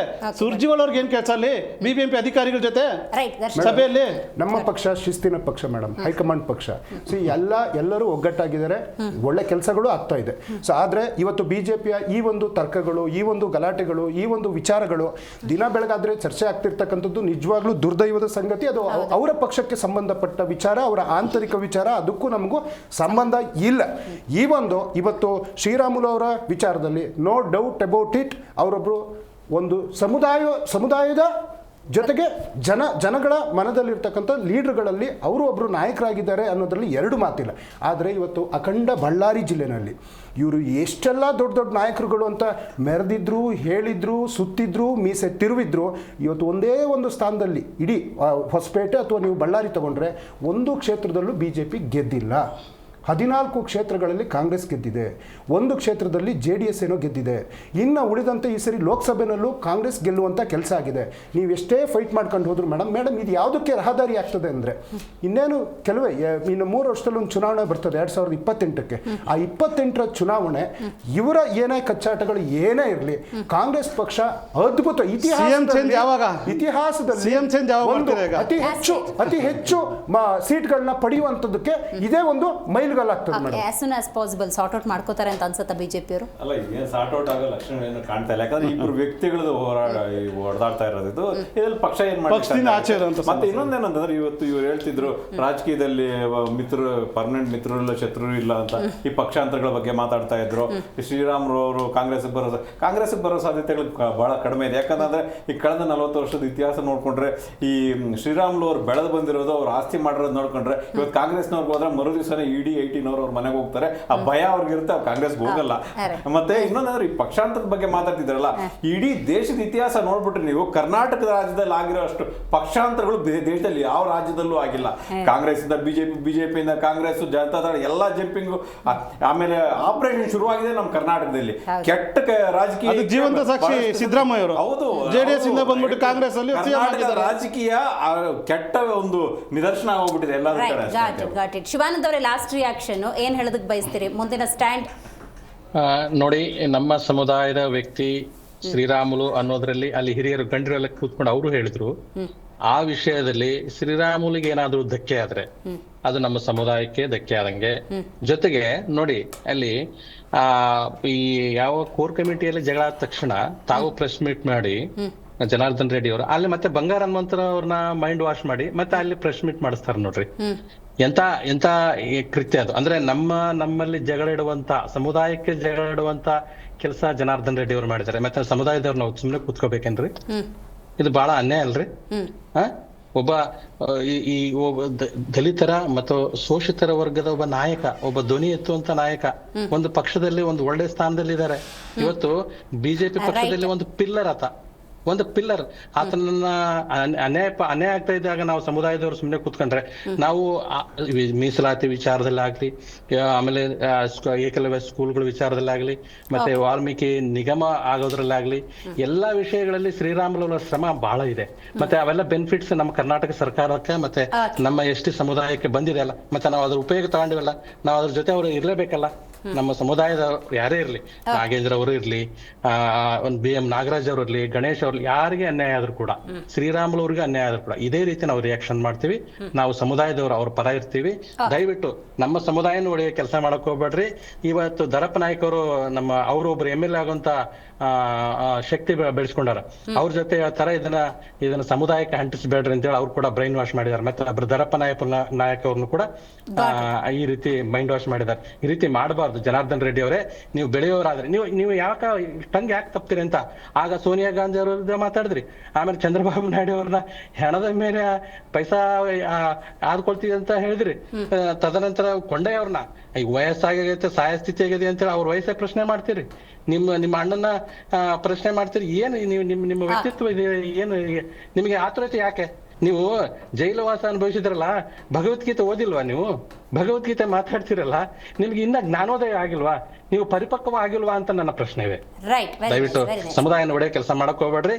ಶ್ರೀರಾಮುಲ್ಗೆ ಧಕ್ಕೆ ಆದ್ರೆ ನಮಗೆ ಧಕ್ಕೆ ಆದಂಗೆ. ರೈಟ್. ಕಾರ್ಯಕ್ರಮದಲ್ಲಿ ಕೇಶವ್ ಅವರು, ನಾಗೇಂದ್ರ ಅವರು, ದರ್ಶನ್ ಅವರು, ಶಿವಾನಂದ್ ಅವರು ಭಾಗಿಯಾಗಿದ್ದಕ್ಕಾಗಿ ಧನ್ಯವಾದಗಳು. ಆರಂಭದಲ್ಲಿ ರಾಜಕೀಯ ಹಿನ್ನೆಲೆಯಲ್ಲಿ ಜಟಾಪಟಿ ಅಂತ ಅಂದ್ಕೊಂಡ್ರೆ ಇಟ್ ಇಸ್ ಪ್ಯೂರ್ಲಿ ಬಿಸ್ನೆಸ್, ಹಣದ ವಿಚಾರ ಅಂತ ಗೊತ್ತಾಗ್ತಾ ಇದೆ. ಮೇಲ್ನೋಟಕ್ಕೆ ಇನ್ನೊಂದು ವಿಷಯ ಕೂಡ ಗೊತ್ತಾಗ್ತಾ ಇದೆ. ಈಗ ವಿಜಯೇಂದ್ರ ಮತ್ತು ಯತ್ನಾಳ್ ಅಂದ ಸಂದರ್ಭದಲ್ಲಿ it is purely diverting the subject. ಇಲ್ಲಿಗೆ ಬಂದು ನಿಂತ್ಕೊಂಡಿದೆ ಯಾವುದು ಶ್ರೀರಾಮುಲು ಮತ್ತು ಜನಾರ್ದನ್ ರೆಡ್ಡಿ ಅಂತ ಹೇಳಿ. ಮತ್ತೆ ಆ ವಿಷಯ ಮುನ್ನೆಲೆಗೆ ಬರ್ಬೋದು. ಸಮಸ್ಯೆನ ಪೋಸ್ಟ್ಪೋನ್ ಮಾಡ್ತಿದ್ದಾರೆ ಅಷ್ಟೇ. ಆದಷ್ಟು ಬೇಗ BJP ಆಂತರಿಕ ಸಮಸ್ಯೆಗಳನ್ನು ಬಗೆಹರಿಸ್ಕೊಂಡ್ರೆ ರಾಜ್ಯದ ಜನರ ಹಿತದೃಷ್ಟಿಯಿಂದ ಒಂದು 4 ಪ್ರಶ್ನೆ ಮಾಡ್ಬೋದು. ಆಡಳಿತ ಸರ್ಕಾರ ಆನೆ ನಡೆದಿದ್ದೆ ಹಾರಿ ಅಂತ ಹೇಳಿ ರಹದಾರಿಯಲ್ಲಿ ಹೋಗ್ತಾ ಇದೆ. ಸ್ವಲ್ಪ ಹೆಚ್ಚು ಕಮ್ಮಿ ಆದರೂ ರಾಜ್ಯದ ಜನರಿಗೆ ಬಹುದೊಡ್ಡ ಆಘಾತ, ಅನಾಹುತಗಳಾಗ್ತವೆ. ಹಾಗಾಗಿ ವಿರೋಧ ಪಕ್ಷದ ಕೆಲಸವನ್ನು ಸರಿಯಾದ ರೀತಿಯಲ್ಲಿ ಮಾಡಬೇಕು ಅನ್ನೋದಾದರೆ ಈ ಸಮಸ್ಯೆಗಳನ್ನು ಆದಷ್ಟು ಬೇಗ ಬಗೆಹರಿಸ್ಕೊಳ್ಬೇಕು ಅಂತ ಹೇಳ್ತೀವಿ. ಇವತ್ತಿನ ಕಾರ್ಯಕ್ರಮವನ್ನು ಮುಗಿಸೋಣ. ನೋಡ್ತಾ ಇರಿ ಜಿ ಕನ್ನಡ ನ್ಯೂಸ್, ಸತ್ಯವೇ ಸುದ್ದಿಯ ಜೀವಾಳ್.